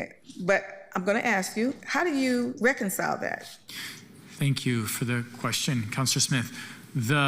When you look across our portfolio of investments, we're making, I want to say, ballpark in the realm of $180, $200 million of investment into affordable housing, 80% area median income and lower. And that shows up in our community grants, which probably tick that number higher. It shows up in our 2 programs with Portland Housing Bureau. It shows up in actually, no, even higher. So it's probably closer to $300 million. It shows up in a couple of our other strategic programs in our single family homes program. So we have a pretty deep investment in affordable housing. The office to residential, it's starting out as a pilot, $10 million pilot. Yes, and I saw the pilot. So certainly the conversation's about going larger than that, but and in that particular case where we've entered that conversation in earnest has been a recognition that, yes, this isn't the same sort of affordability. It isn't 80% area median income. They will have affordability and rent stability covenants as part of that agreement, and ultimately that financing will be tied to that. It was about other benefits. It was about understanding how do we take these old buildings and not lose all the carbon that's embodied in them, and understand the benefits and trade-offs, and in doing that, ideally some of the other benefits of getting more activity happening in Central City. So I think there are other benefits there, but I do want to just acknowledge I want to No, I wanted you to say that. I support the project. Yeah. I support us trying to identify ways in which we can repurpose these buildings that have been left here in the Central City. But I needed you to tell me about, there's the carbon benefit. I needed you to tell me why, you know, when we look at PCEF and we understand it's for BIPAC underserved communities and no low-income people are going to be using that, I needed you to say that. So I appreciate you. And thank you. My office will be following back up with you. Thank you. Thank you, Councillor. Councillor Quayama-Lane. Thank you, Council President. Can you hear me okay? We can hear you just fine, yes. Okay. First, thank you, colleagues, for your patience and understanding as I'm taking many calls this week virtually as I support one of our colleagues. Really appreciate this conversation and many of the things that counselors have already brought up. Really appreciate Counselor Dunphy and Counselor Smith highlighting the importance of supporting District 1, families in District 1. Appreciate Counselor Novick talking about the investments in our schools, and really want to share my appreciation for the Portland Clean Energy Fund's investment in our public schools. I'll say as a mom and an educator, it's really powerful to see those dollars going directly to support kids and resilience. I also will share that 2 years ago when I was deciding to run, there were quite a few couple of public officials who couldn't see the connection between my experience as teaching and in our schools with the city overall. And I think that's very problematic because our schools are so important to our community and are a heartbeat, and oftentimes are doing a lot of the on-the-ground work with community. And it's also literally where our future is. Our many children are there. And I think in this new form of government, I love how we're de-siloing so much. And so it is important to see those silos kind of change and shift, and for us to be de-siloing. And I see that in the way that we're thinking about our schools also.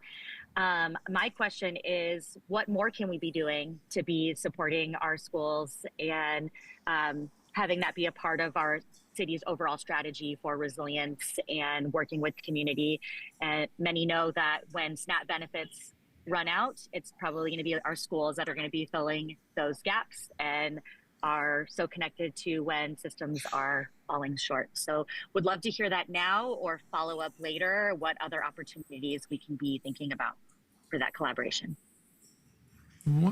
Thank you, Councillor Kayama-Lane. One of the opportunities that we expect to come up in the next little while, and it's a conversation that it doesn't always line up perfectly with schools, but it will line up with schools and other sort of public spaces that community sees. And schools are such a perfect example of, they're in every one of our neighborhoods, they're many times walking distance and so forth, but has been our community resilience hubs. We invested about $6.2 million into the Mount Scott Community Center to make that a resilience hub. That was one of our recent investments that's come to closure or near closure.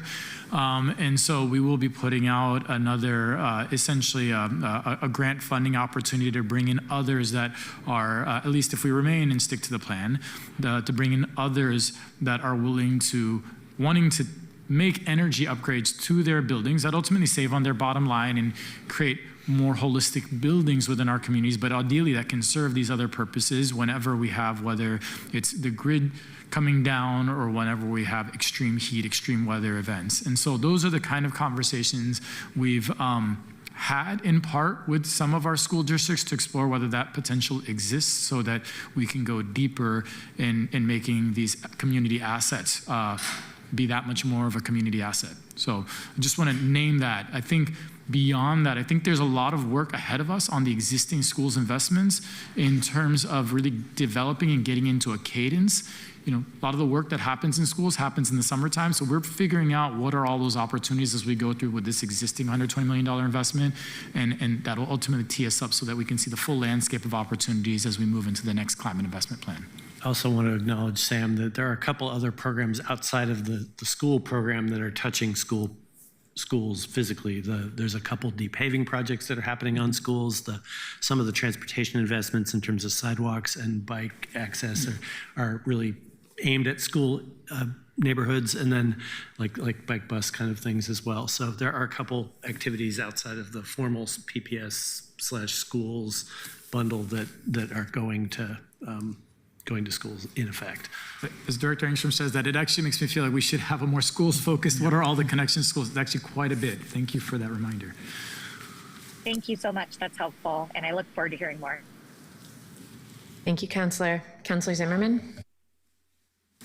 Thank you. This was a lot. I kind of wish we could have been asking questions along the way.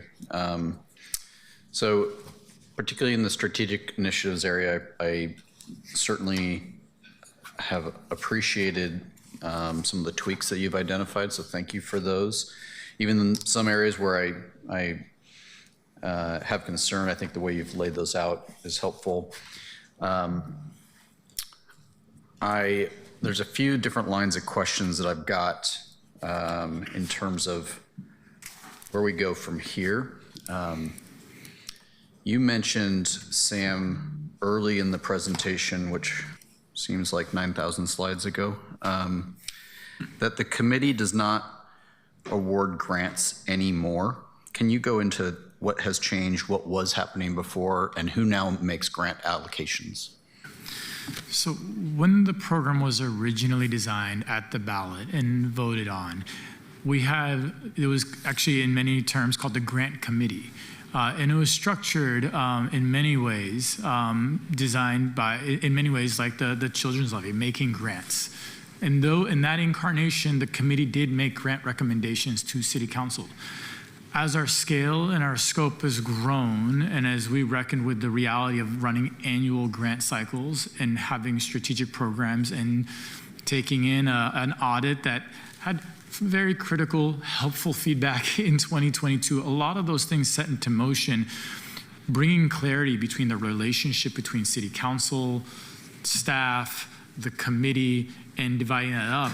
And coming out of that in October 2022, that's when we really brought that overhaul to be responsive to certainly the audit and bring more clarity of roles and relationships between the committee, council, and one of the key elements was really the creation of this climate investment plan. And so in doing that, what we were attempting to do is really level up, bring the committee up to this higher level where they're looking at the cumulative of our investments, setting out those goals, those strategies, and making recommendations there. And so that's the decision point, that's the recommendation that the committee's making to you all is on the climate investment plan and in that setting allocations. Now, every year when we run our annual grant process, we still bring in and invite committee members to be reviewers, but there isn't that obligation that you review 300 some odd grants and spend 3 weeks of your life doing that work. The focus is on, we want them focused at a high level on these goals, these metrics, the climate investment plan. So there are community members, committee members that are involved in the review process. We have multiple stages of review that I'm happy to walk back through, but ultimately we make those recommendations. So based on the scoring panels, the portfolio balancing, et cetera, staff ultimately make those recommendations based on all that input to the city administrator. So the city administrator is the awarding authority then? Correct. Okay. Okay, so Eric, I'm curious how you have instructed your team in terms of how to view the city council as the sole budget authority in this government. How does this square with that statement then? You all have the responsibility and authority on an annual budget basis. And so ultimately the check and balance there is that if you don't like how the administration is running the program, you have budget control over how that money is allocated on an annual basis. So the CIP is setting out a 5-year blueprint that you have an opportunity annually to budget for. And as we've seen it over the last couple of years, what does happen in each budget process is that there are some budget decisions that affect sort of the directionality of the program. And then we have this year we've tried to align that annual CIP process so that it's occurring before the budget so that we can use that process to project what we think, what adjustments council may be making there. So you ultimately have authority about how much money is being allocated to community grants versus any one of our strategic programs, to the bureaus, to the ones that PCEF itself is running. That's kind of the ultimate accountability there. And we've made it clear to staff that you're the decision maker there. Okay. Earlier this year, your team referred to a lot of the numbers that are in this presentation as things like reserves and contingency, and I'm taking note that you've taken those words out of your presentation now. So now we're using words like encumbrances, allocations committed. Where was that decision made? Is it in alignment with the central city budget office? Because those descriptions really threw us into a bit of a tailspin several months ago. And I'll note how strange that interaction was with your team in terms of getting an idea for where is the city council's budget authority versus where PCEF gets to run within its own lane and not get checked on this 5-year idea. So where did the decision about these terms to present today versus what was presented to us earlier in the year, where does that made?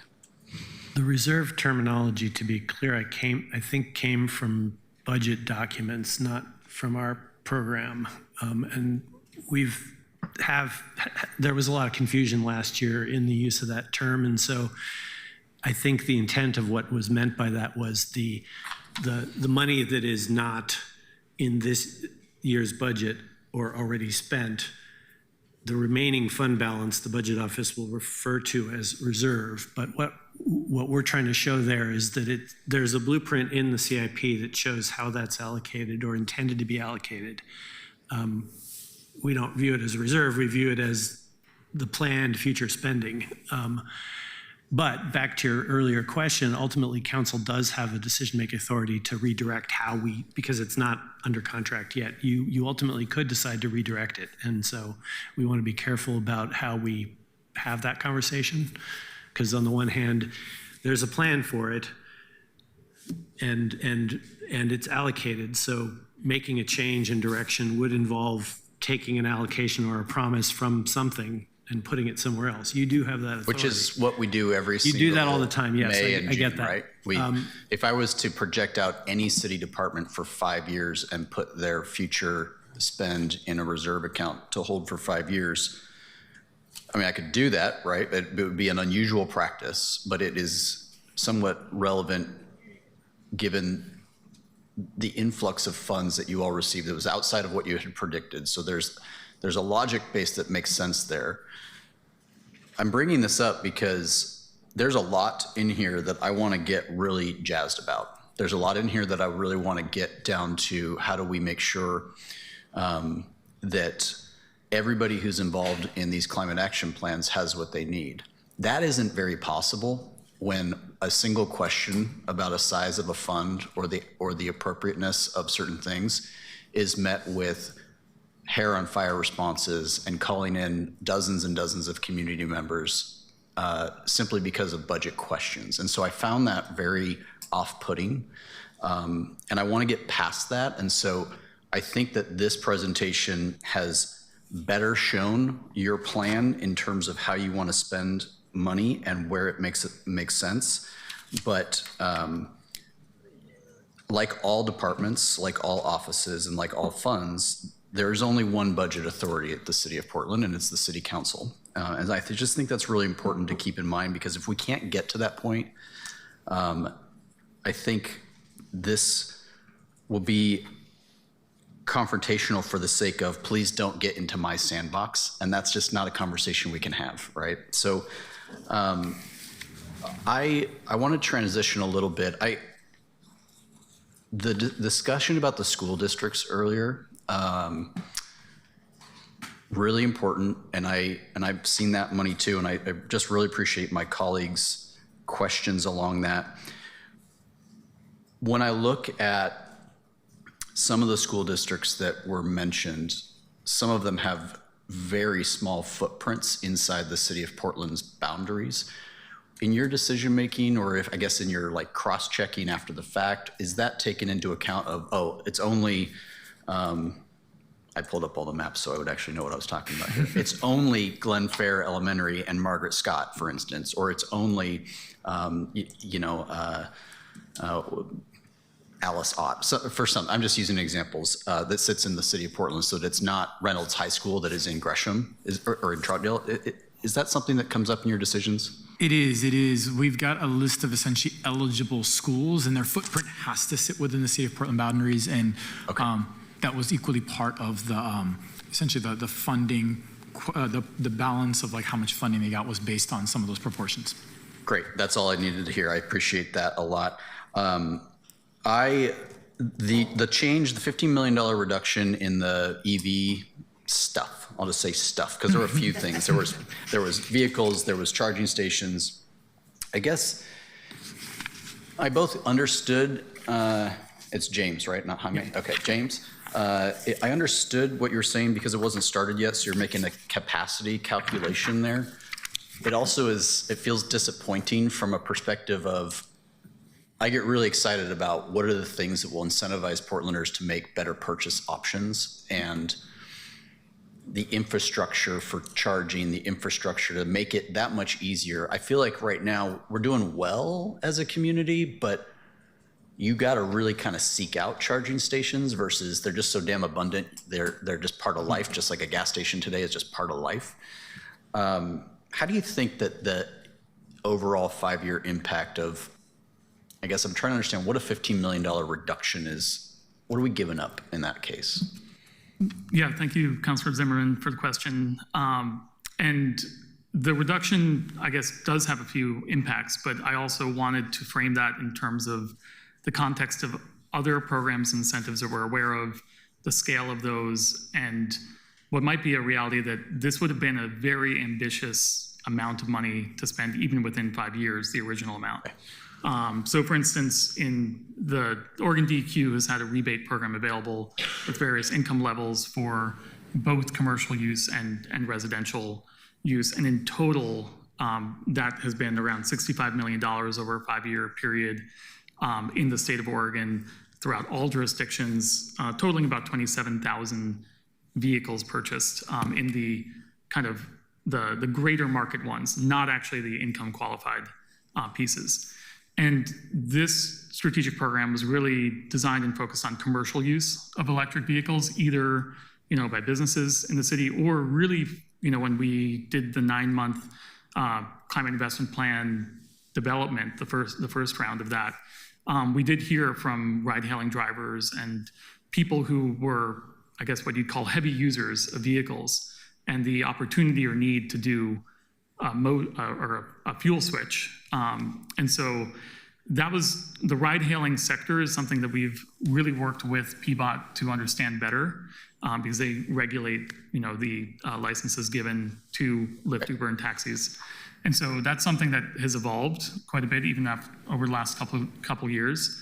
And you mentioned something that I didn't mention, which is that in this amendment draft, there was also the addition of the opportunity to finance DC fast charging infrastructure, because that, through our preliminary conversations with PBOT and their stakeholders working on ride hailing, or TNC as they call it, transportation network companies, they have identified that one of the big barriers for those drivers is fast charging, because time is money, and there is a fairly small number of DC fast charging stations. And so I think this shift does bring that opportunity to be able to make financing investments in that infrastructure piece while still being calibrated to a reasonable deployment of incentives for that smaller sector of commercial users. Because I guess just to name it, this isn't really focused at everyday commuters or people driving to and from school and work. This the intent is to have a strategic program focused on high users of fuel right now and making that shift to electrification. Okay, thanks. So how does that then relate to SB 26 and its BFF, so Bureau of Fleet and Services, not best friends forever, are increasing city, that's Angelita for me, increasing city vehicle charging infrastructure. I guess I'm not understanding what the description here is telling me. It's a $5 million debt retirement. What's changing in this in terms of the infrastructure? Yeah, thank you. In this case, really not much is changing in the immediate term. There was a budget move made. They have not fully allocated or expended those funds, but they anticipated that they would need to incur debt for some of those costs for EV charging infrastructure. And this just makes that body of work eligible to be funded by PCEF. And just to I guess, clarify, that strategic program is focused exclusively on the city's own fleet needs and charging needs. It doesn't really help support public charging in that particular strategic program. I'm going to add that, since we'll be coming back, add that to how do we get a larger publicly accessible network is something that I don't feel like I've got enough yet to help that mission. And so I'm looking for some information there. I'm going to flag SP21 BHP Portland Hydroelectric Project relicensing of I don't want to get into it now, but I don't know what we're doing here. And so I need to understand that one a little bit more, because that seems,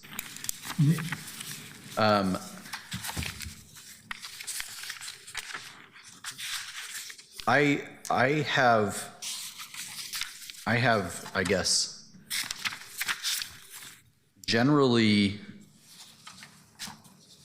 okay, let me reframe this. So one of the areas I feel that I take on faith the PCEF program is, and I think I'm saying this the right way, less of the strategic projects, but more of the community-based grants. That's the area that I feel I know less about what outcomes we're seeking and how we're seeking, because what I've noticed are a lot of nonprofit providers who, when I first got into government, weren't in the environmental space or weren't doing anything related to it. But now that there's a fund, all of a sudden they're environmentally focused nonprofits. Where does the council get to see the report back or the audit for how successful these small grants are, small being a relative number there, so that we can evaluate who's actually doing good work? And I say that from the perspective of, I'm a pretty big fan of taking a look at all of the nonprofits who do work for us, regardless of the sector, and lopping off the bottom third and giving money back to those who are doing something well, and stopping this. This happens a lot in our homeless services. We have legacy providers, and we have governments sometimes who want to help legacy providers, but what that really says is they haven't changed with the times. It means they're funding things the same way they did in 1990. I'd rather find today's providers who seem to be meeting their metrics and give them more to meet more metrics. Is that a possible evaluation in this space? And how do we find out what community providers are actually accomplishing relative to what they told you they wanted to accomplish? It is. This year we're working on our first annual report that'll summarize a lot of these investments and some of the outcomes that we're getting from them, both strategic programs and community grants. I think you're raising a really good point. I mean, it goes twofold. I think we acknowledge on our end that for the scale of climate work we need to do, and climate work is community work, right? I don't want to just simply call it climate work. We're doing more than that, clearly. I hope that that's coming across. But in that, we need more practitioners to do this. We need more HVAC technicians. We need more EV mechanics, et cetera. So there's one, I just want to acknowledge, we do need more folks in the space. But there is a real point around, we invest in some organizations, and some are going to do really well and knock it out of the park. They take it, they grow, and they're a little slow the first time, but once they get to speed, then they come next time, and they're doing things twice as fast. We're seeing that, and we're eager, we're excited, we're like, thumbs up, let's do more of that. Our grant investments tend to be anywhere from 3 to 5 years. There's some that are shorter.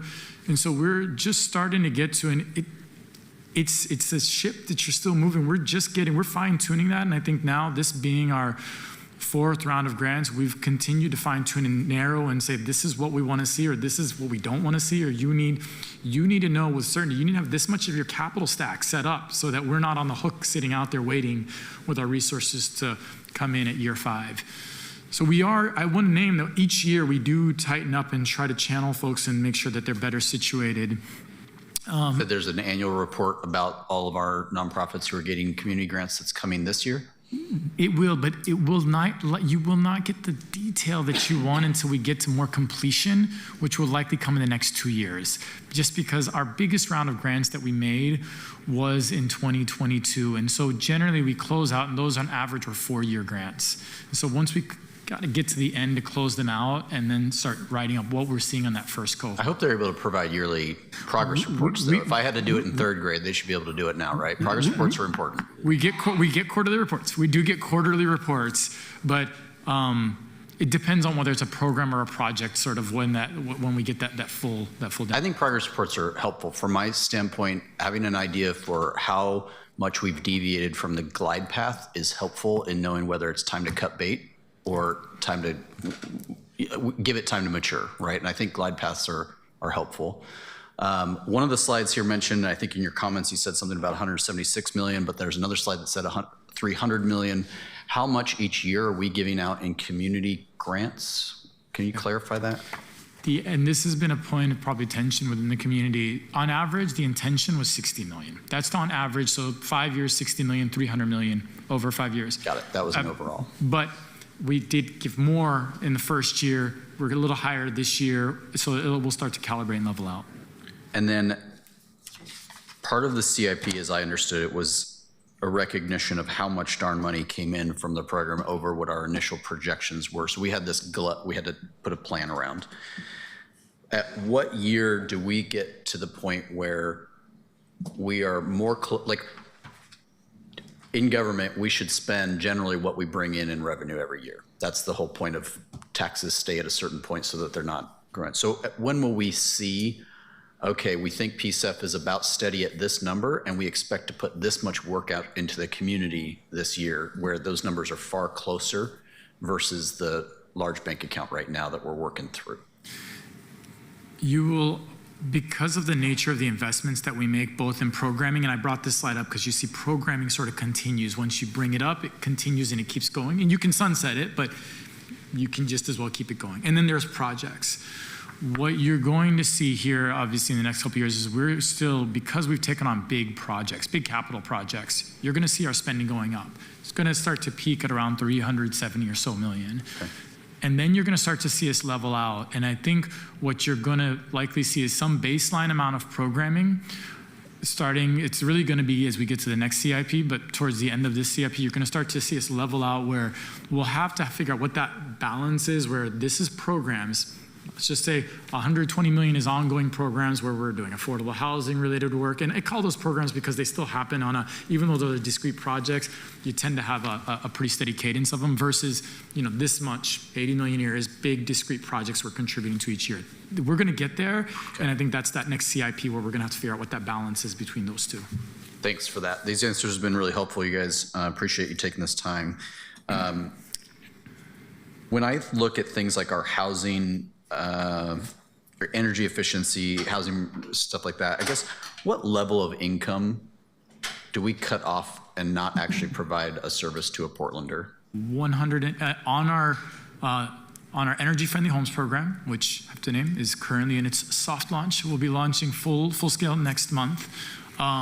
The income is to get the full subsidy, which is you've got to be lower than 80% AMI, but you still can get subsidies up to, I think, $15,000 if you get up to 150% area median income.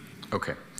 That's helpful. I'm going to have slightly different comments than some of my colleagues in that I actually do appreciate that some of the stuff like the Nike bike count fleet of all the bikes and eligible uses is getting it upgraded, right? When I go to other cities and I see what looks like a better system than ours, I get a little bit crazy about that. And I think a way in which this is an interaction of a commercial market and a way of life for Portlanders. And I think there's an aspect, and I don't disagree with Councilor Dunphy in terms of we should be very careful about where we are subsidizing corporations. There's also but if it ceases to exist in our community because the fleet is so darn crappy, or we stop using it, I don't know that right measurement. So looking to the PCEF committee for that kind of insight for how do we thread that needle so that it does stay here, or that different providers are able to give us, a fleet of bikes that Portlanders and visitors are able to meet is important, because ours is getting a little dusty. So I have some comfort in there, but I recognize the challenge in that, and I actually I'm kind of challenged by, if you consider what it takes to own a home in Portland today and to maintain a home in Portland today. I think that a lot of people will fall out of the income that you just cited but still have desires to make home energy improvements. And that doesn't make them bad people for being slightly above 120 AMI, but certainly cutting $15,000, $30,000, $45,000 checks is not something that exists in a lot of different parts of all of our districts where home ownership was possible, maybe by the skin of your teeth. Home improvement is something that still challenges many of us and definitely challenges seniors who are aging in their homes. And so I want to think about that a little bit, because I actually have some comfort with a part of this program going to things that are not just the most affordable housing programs. So some ideas there. So appreciate all the strategic stuff. I have a lot of comfort in the big things that change, but I also think that the small stuff along the way is helpful, especially the things that Portlanders can see and feel and experience all the time. And then wherever possible, Sam, if things are a pilot project, which I'm on the record for even before we started the innovation lab at Multnomah County, like I think innovation pilot projects are important and we should segment them off, because if you're in pilot projects, you're trying something new, you might fail, and we shouldn't dog people for failing, but in the big ones, I'm gonna dog people that fail, right? So it's like, let's use pilot projects to get ideas generating for the next CIP, but the big ones, that's where the progress report question comes in. I think you can have both. That I'm trying to express my value statement for like what I wanna see to be able to evaluate this and go through it. So appreciate the updates. Thank you. Thank you, Councilor. Councilor Ryan? Oh, thank you, Council President. Good to see you again. I had the pleasure of meeting with all of you last week. So good morning, Sam. Good morning, James and Eric. I also want to say, listening to the expanded council in this meeting this week, ask questions, the dialogue has been very refreshing. So thank you for your openness. This is something that I want to acknowledge as even continuous improvement.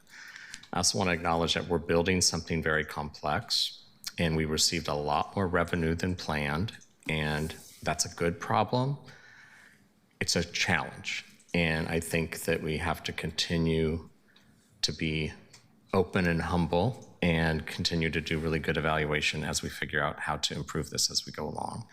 And I want to acknowledge, Sam, that you have held a lot of that, meaning there's people around you that are in your ear that are giving you different opinions, and I appreciate how you take them all in and you bring those to us in a diplomatic way. You have a hard job, and I just want to acknowledge that you've been doing it really well, in my opinion. So, all right. You always think when you're this nice at the beginning, now where's this going, right?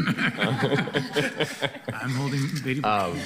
And I also just want to say I'm really happy that we were lifting the investments for our children that live in East Portland. I spent 10 years in that space, and it's near and dear to my heart. And it was so fun in the early, when was it, 2010, to get the powers that be downtown to just know that there are school districts beyond PPS. I would say if you polled people, 90% didn't know that. So it's great that we're in a different era, and I just wanted to lift that. Okay, so I spent a lot of time with you drilling into my own life experience around being the head of a nonprofit where I inherited an organization that was in debt. They didn't know how much. It was quite fascinating. But what led to their debt was getting a much larger grant than the organization's size knew how to manage. We didn't have the financial chops. We didn't have the infrastructure to know how to handle that much designated restricted funding coming in. And so there I was trying to untangle that and having tough conversations with, I'll just say it, the Gates Foundation, to know that they also played a role in this screw up. And so I don't want us to be the Gates Foundation. So how are we, and so we had a dialogue, and so I'll just synthesize it to say that, well, that was my synthesis of what my life experience was that I brought this to you, is how we're having those evaluations with the nonprofits. And I do think Councilor Zimmerman hit on something that is within my question here.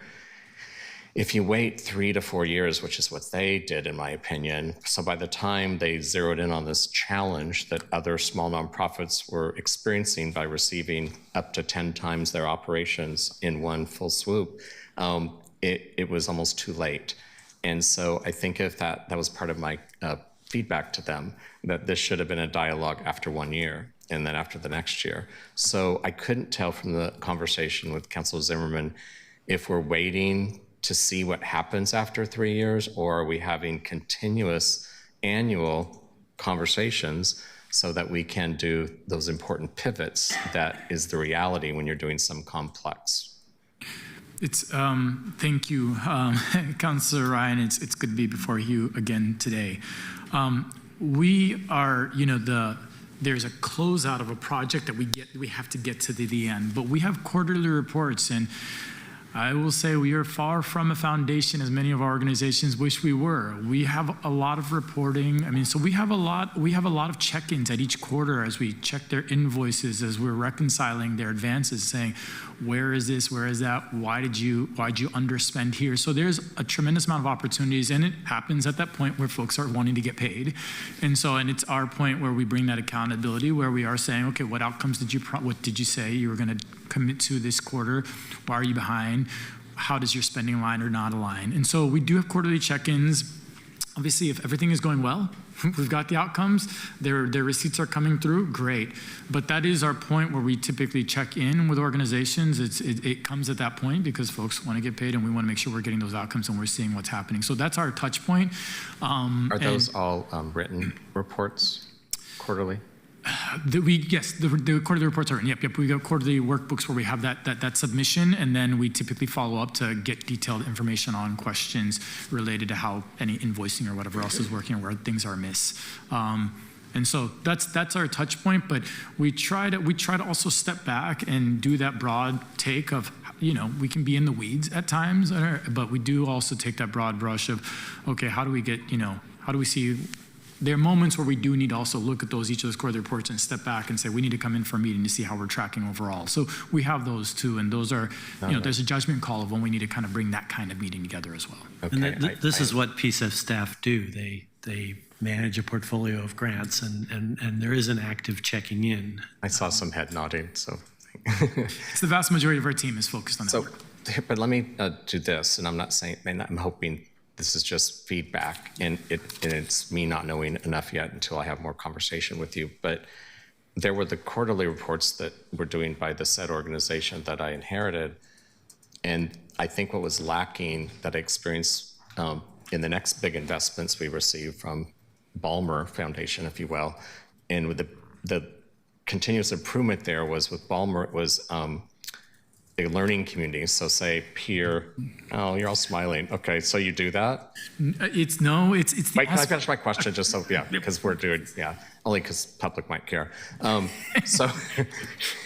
So we had peer organizations meet, and although people are competitive, organizations can be competitive, eventually we got trusting enough where we'd actually have real dialogue and stopped trying to impress them and got real with how hard it was. Much better place to be for the children at the time is when adults do that. And so we started to learn more from each other, and we realized how there could be changes to the way we were doing our annual investments. And there were even some that realized they didn't need all that largesse because they weren't able to expend it. And so they would return it, which allowed them to, of course, invest elsewhere. My point is, it was this wonderful, fluid, innovative space.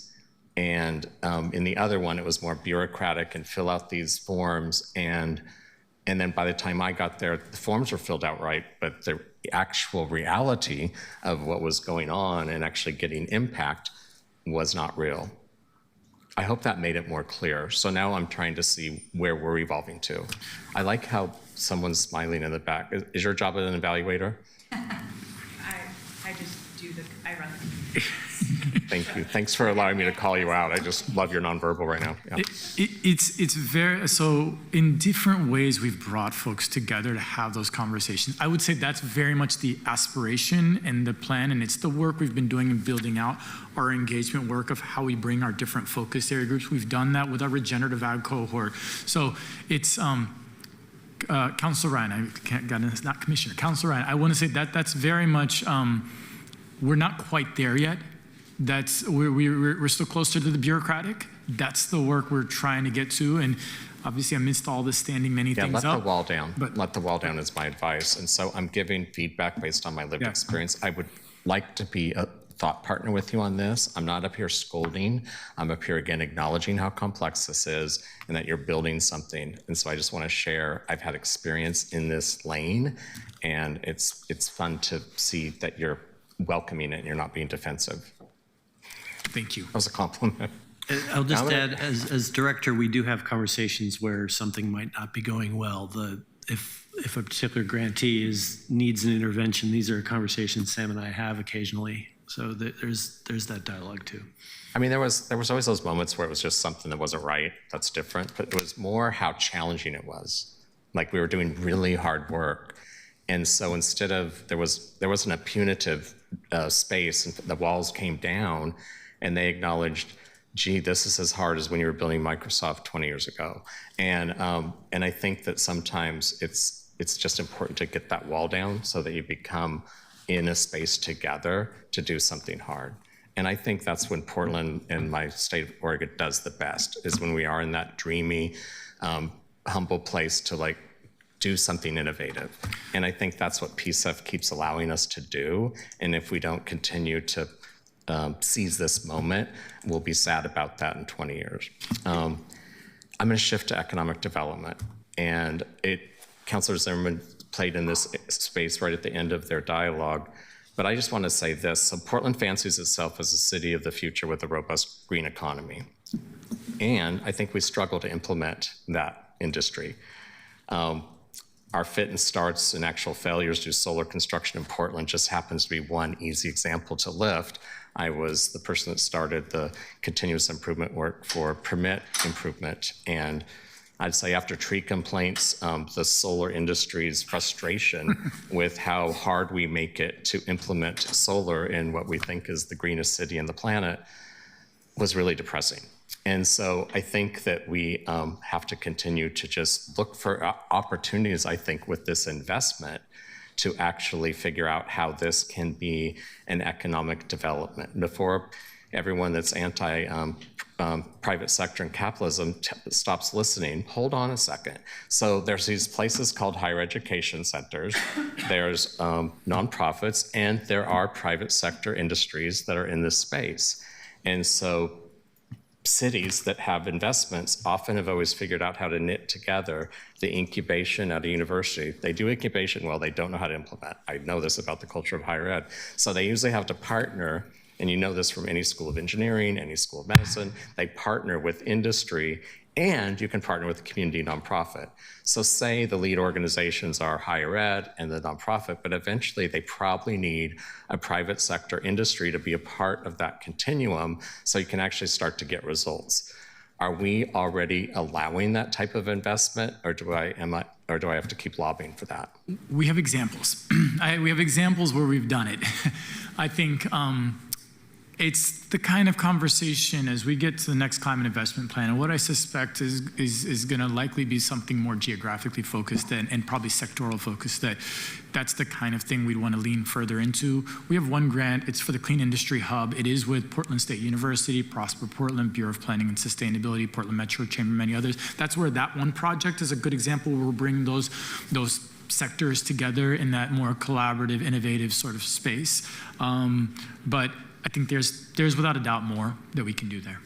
I think, in my opinion, clearly, and I have a history when I was as young as a couple of my council members to the left at the Pacific Science Center. I was on the board with all these people that now have big foundations, and they were starting the Technology Center at University of Washington. There's a reason why UAW and the community and invested in that. It was to make sure for the long run the Seattle Puget Sound economy was a leader in innovation in technology. I think we can all say they've been succeeding in that, but it didn't just happen. They built an ecosystem, and they had investments that came in from places that I can't remember where, but I just want them to give money to the Science Center. I'd just be in the middle of listening to these conversations. But my point is, I think the PCEF allows us to think a little bit bigger and be more of a sophisticated world-class city that wants to actually build a green economy and use the PCEF investments to help kickstart some of that. I don't think it should be a thought off to the side. I think we have to get real about our economic development in Portland and the state of Oregon, because we're failing miserably.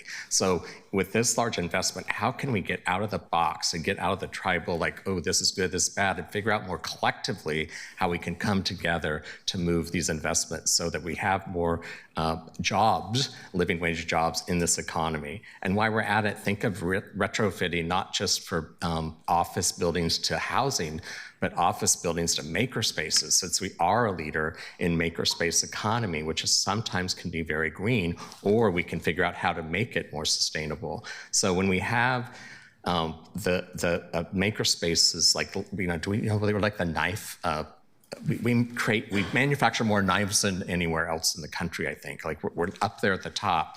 We have the James Beard market coming in. So how do you connect the dots between James Beard knives? How do you connect the dots between leather making, which is a big deal here as well? My point is, I hope that we just get out of the box of how we think this was written and what this had to be when it came to the ballot in 2018, and where we are today, and how we can think out of that box and make these kind of investments. So are you having that kind of dialogue?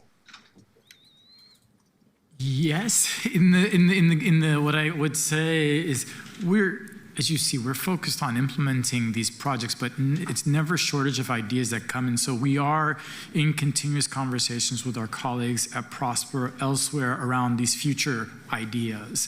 And it's really figuring out what's the right time and place, and where is that opening in that window for it. And so the simple answer is yes, but I think I would say that as Counselor, as you're laying this out, as we get into the next climate investment planning process, there's going to be a bigger opening for that conversation to take more hold. Thanks. I just wanted to plant some seeds so that we can start to vision forward with some different ideas than the limited boxes we put ourselves in. And does that make sense? Counselor, I'll just add that from my viewpoint, as I'm hearing a lot of different ideas about the future climate investment plan and ideas for that, I think this is definitely a space that I'm very interested in continuing dialogue with Council. I think you're right that we could do better in this space, and the Clean Industry Hub is a model potentially that we could look at for other industry clusters. And we've talked about that. There's preliminary conversations. We're also doing a small pilot with mass timber right now, and that has the potential to expand into a larger economic development discussion in the next CIP potentially. So yeah, I want to agree with you there. Thanks. I just look forward to that future where we can really use this investment to be visionary for how we can help kickstart and incubate Portland and the state of Oregon's economy to move forward to a different era that it's been in. Thanks. Thank you, Counselor. I think I'm up next, and I'll start by just saying, I'm so glad to hear you say some of that, because I have told these folks many times that I think we have with PCEF the ability to create programs that change the future of Portland in positive ways, including building world-class research facilities in clean manufacturing that creates high-wage jobs in the region. I often come at it looking from the job side, but I think we're talking about many of the same things. I want to thank you all for being here, for having some of your committee members here and your staff here. I know that there are a lot of really brilliant folks in the room who put a lot of time and energy into this work every day. So just start with some gratitude there. As I look at the interface between your work, the committee's work, and council's work, I see 3 touch points coming up, and I just want to make sure I'm correct in thinking about it this way. We have the changes that you'll bring to us to approve. That's the nearest term. We'll have the conversations that, for better or worse, bubble up every budget cycle around how PCEF integrates with the annual city budget. And then we'll have the creation of the next CIP, the next 5-year plan. Is that correct? Correct. Okay. And help me as I'm thinking about the last piece, because much of what I've heard from my colleagues, though you're here talking about that near-term piece, really touches on the last piece. And I know I've had conversations with each of you about some ideas I have there as well.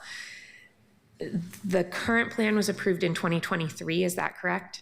End of 23 and amended in end of 24. But the 5 years cycle runs from 23 to 28. Is that accurate? From July 1st, 24 to July June, 1st? July 1st, 29.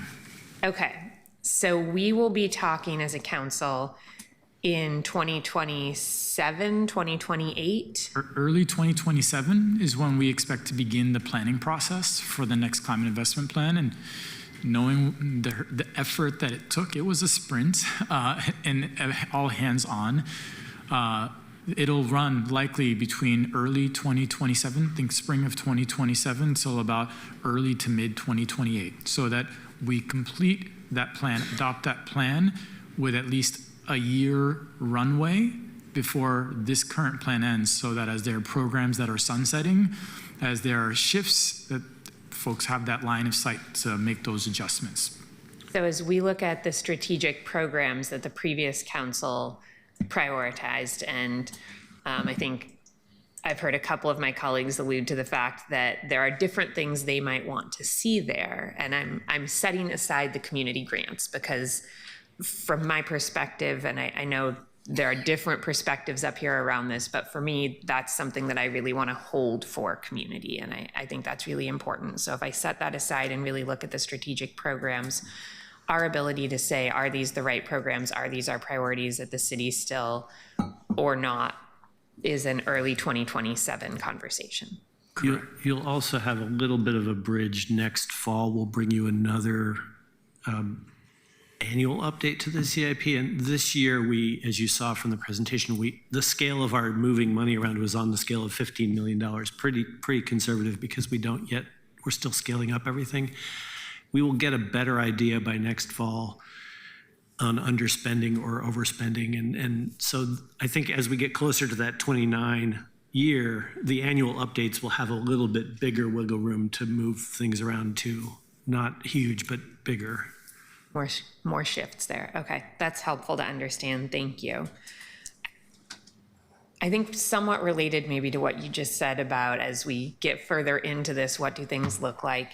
One of the things in your early slides talked about uncontracted work, and some of that uncontracted work looked like it fell into the buckets where there's bureau spending.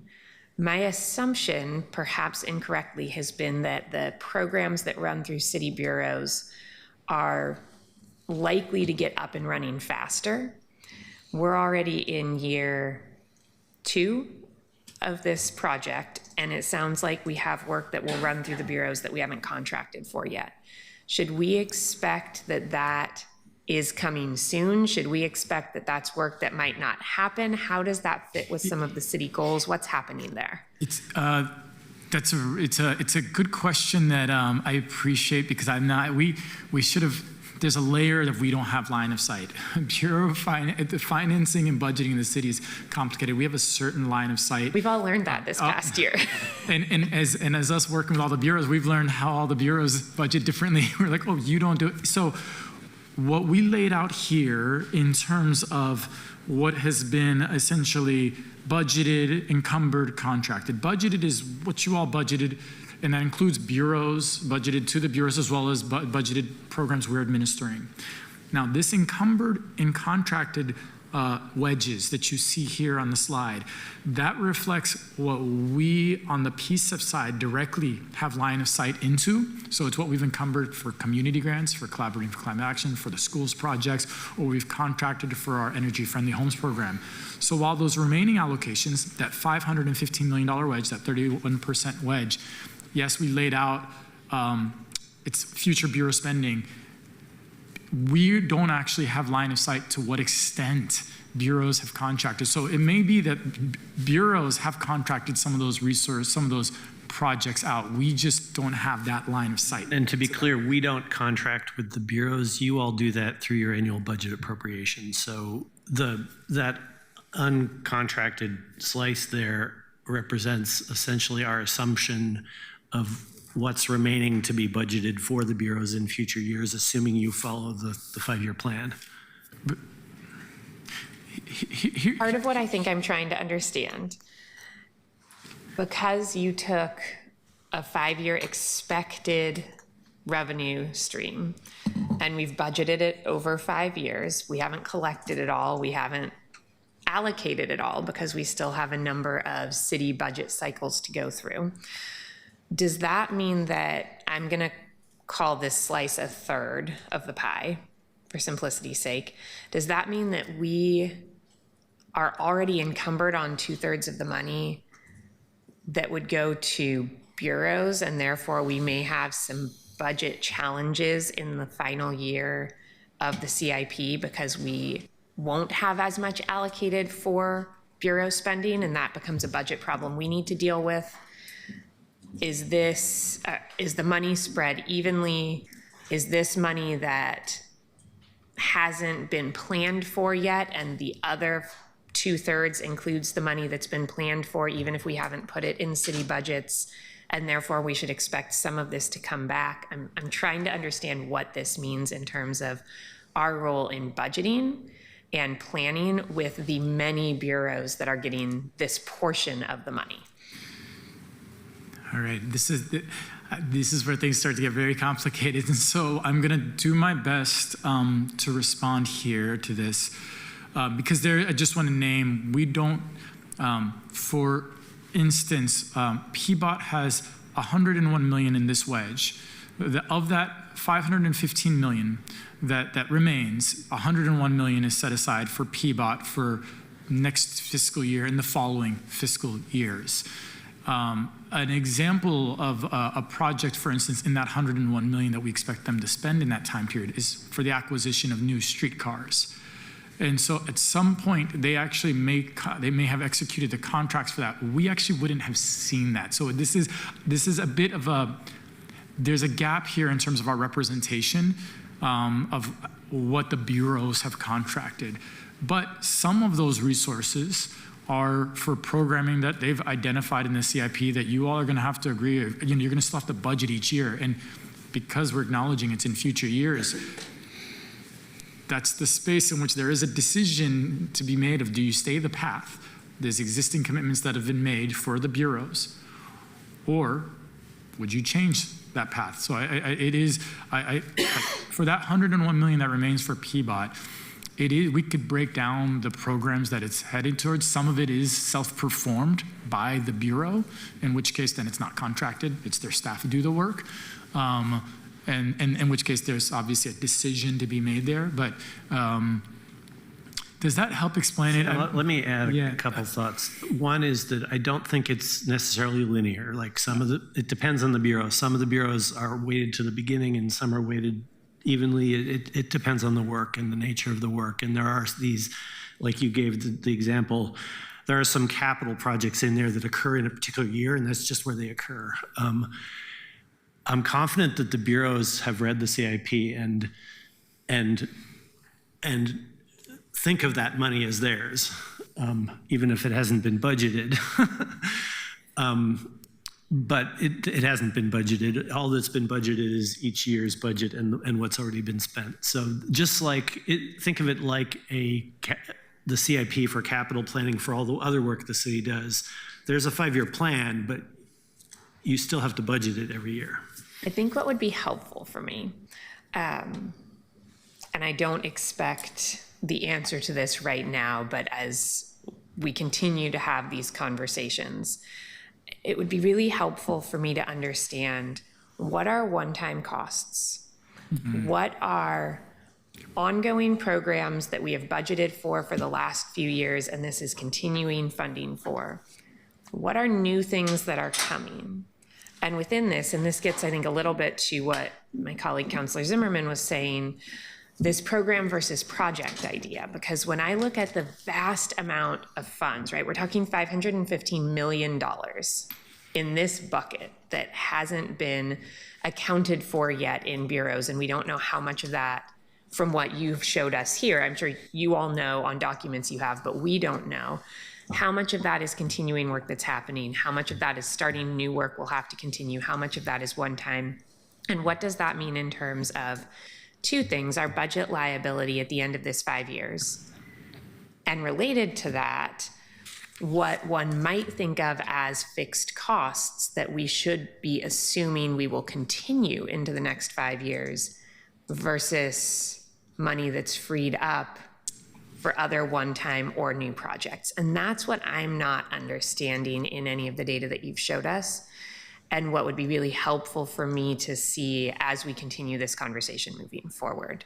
I had a lot of questions about that program versus project piece on some of the specific projects that I'll save. I just don't think we have time today, but that's a piece that really weighs on me as I think about the sustainability of the dollars that we're putting toward things within our bureaus. That's absolutely right. I think we are going to face this decision point when we're crafting the next CIP, that there's going to be a certain amount of programmatic work that's seen by the bureaus as ongoing, that we will have to make a decision if it truly is ongoing. And things like the urban forest maintenance is a good example of that. And then there's going to be some other things like 82nd Avenue that were in theory one time, but of course there's an interest is what is the next big transit project, and are we going to budget another 50 million for that in the next CIP? And so those are the kind of conversations that will have to happen.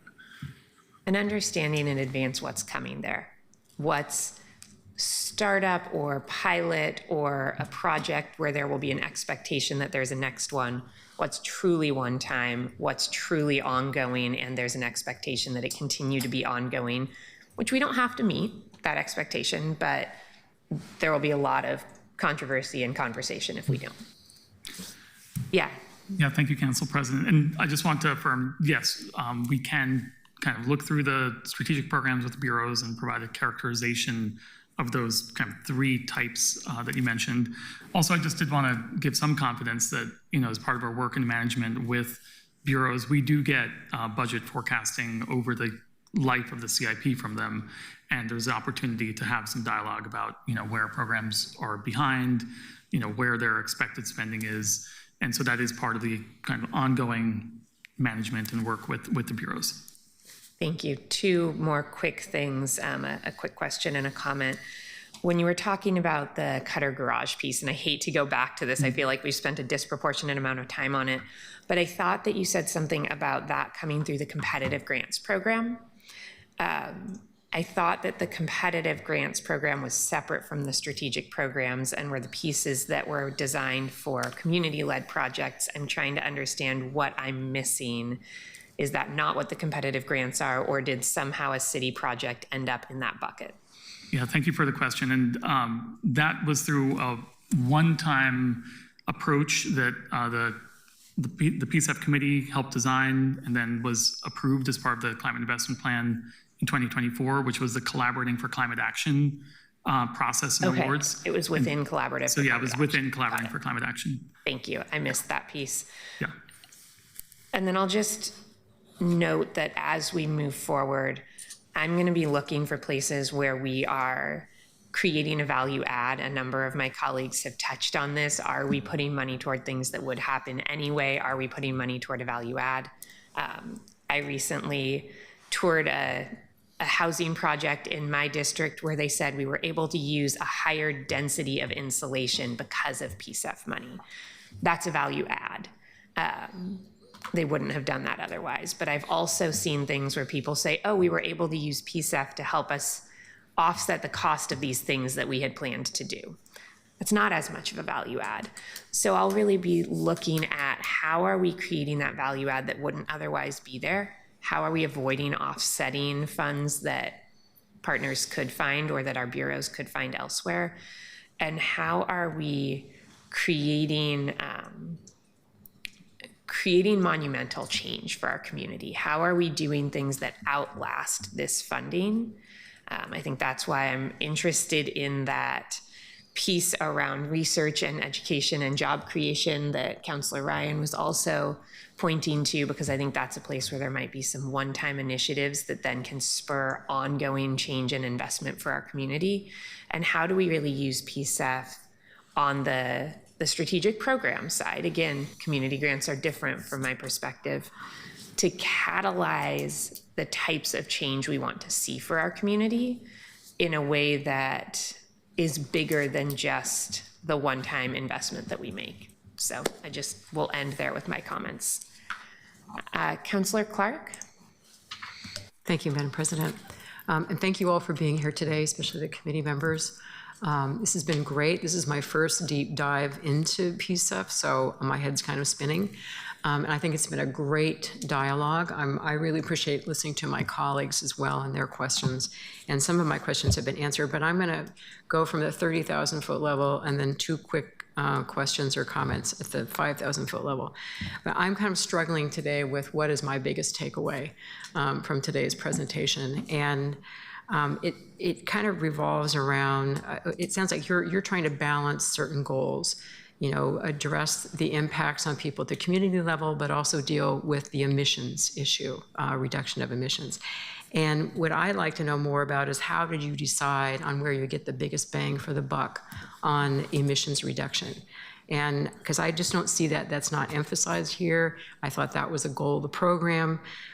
Do you evaluate every every application that comes in on its emission reduction potential? How do you hold folks accountable around that? I don't see that coming through here to a great degree. So I'm very concerned about how you decided where we get the biggest bang for the buck on emissions reduction. Do you want to answer that now? Okay. I think we'll answer that, and I know you'll have more questions, Councillor Clark. Yes, the emissions reductions are central to the work we do, and in many ways, it's remiss that I don't always focus on that.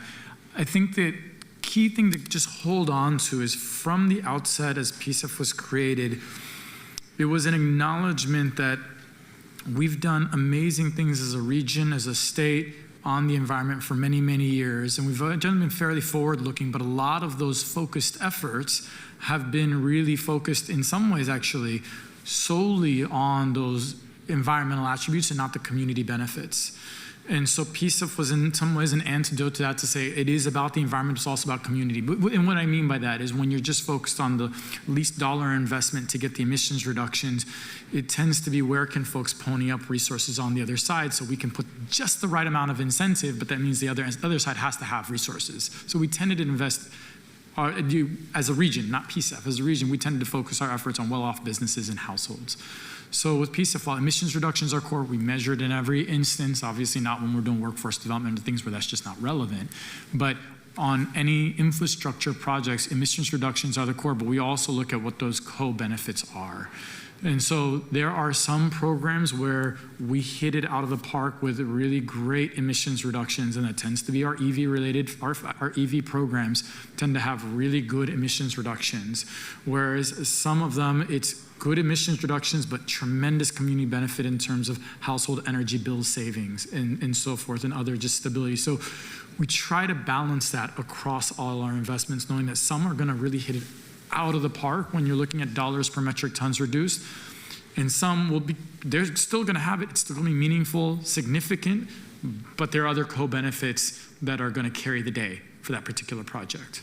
Okay, I appreciate that response. The other thing I would add just is that there is an intentional relationship between the city's climate emergency work plan, AKA climate action plan in its next iteration, and the PCEF CIP. That was one of the points of doing a CIP, was so that we could draw those lines more intentionally, because the original PCEF program was just response to community grant applications, and the CIP introduced this more strategic scan of what are we doing and how does that relate to the climate action plan. And so in the CIP, you will see those threads identified. Technically, we haven't focused a lot of that on our presentations, but that's there in the CIP and will be part of the conversation in the next CIP and in the next climate action plan. Okay, so somehow you're taking the results and feeding it into the climate action and there's plan. it's not an accident that the biggest PCEF investments are in building energy and transportation, which is where the biggest emissions are in the climate action plan. So. Okay, and to a related point that's at the 5,000-foot level is back to SP7 in the scope refinement. I'm somewhere between Councillor Dunphy and Councillor Zimmerman on this one. Someone on the dais mentioned better access to moving around, that's what this is about. I would say, and I think you're soliciting our opinions, is that the better access by moving around really says transit to me. That we should be increasing the mode split, doing what we can to increase the mode split on transit by making it safer, faster, more coverage in the community, both for mobility and for emissions. And so I would really go back to emphasizing, and I don't know if that's a 50 million, every round, because I appreciate the fact that you're investing on the BRT on 82nd. And I don't know what the next big thing would be, but it just seems to me that we need a greater emphasis on transit here. That's my opinion. And lastly, I just wanted to ask you a little question on the 1.6 billion. What percentage is administrative costs? Our administrative limit is 12%. We've been well under that. I think we're running somewhere in the 7-8%. And so, and then obviously when we run a program, we move program resources, but then there are contractors that have their admin on there. So our administration as a city on our side of the shop is running, I want to believe, around 7-8%. Okay, thank you. Thank you. Thank you, Councillor. Councillor Murillo. Thank you, Council President. Thank you all so much for this presentation. I feel like we've been lucky in the Climate Committee to hear from you and learn more about PCEF a few times, so I feel a bit more familiar with this. But I think I want to address some of the comments that were made up here because there were comments about the fact that the City Council is the one budget authority, but PCEF was created by and for community.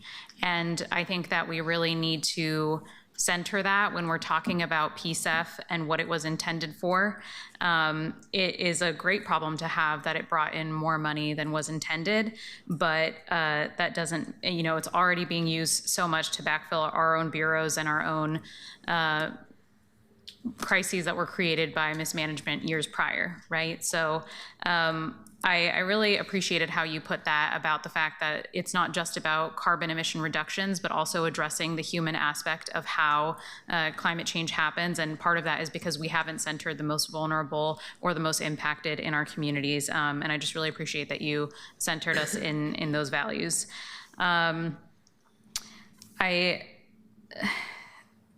It's also, I guess some of the criticisms I hear up here, maybe criticism is too strong a word, are kind of confusing to me because on the one hand, some of my colleagues are saying, well, it seems like these nonprofits are getting funding and they're suddenly turning into climate advocacy groups, even though they weren't before. I actually think it's great if we have an incentive that is encouraging more community organizations to think about climate in all of the work that they do and integrate that. But on top of that, I've heard other colleagues bring up, like during the Climate Committee, Councillor Ryan asked if we could use PCEF dollars to subsidize cannabis industry because they grow cannabis, and somehow that would be tied to carbon. I'm not really sure. But the point is that it seems like we're also picking and choosing without being led by community when these dollars should go to different organizations or if they should go to the private sector and for what reason. And so I would have major questions about that moving forward. I think that more metrics on carbon emissions in the future will be great. I appreciate you outlining why we haven't gotten some of those yet, or why we'll get them in more detail later. And as someone who also worked in nonprofits and had to focus on our grants for SNAP advocacy before, I also know that it was really painful to get grants awarded to us that only came annually and having to plan our work through a very short window that didn't really allow us to have a bigger vision for the community and what we were trying to do. So I actually think it's a big asset that PCEF has a long-term vision so that we can plan decades in advance rather than scrambling every single year.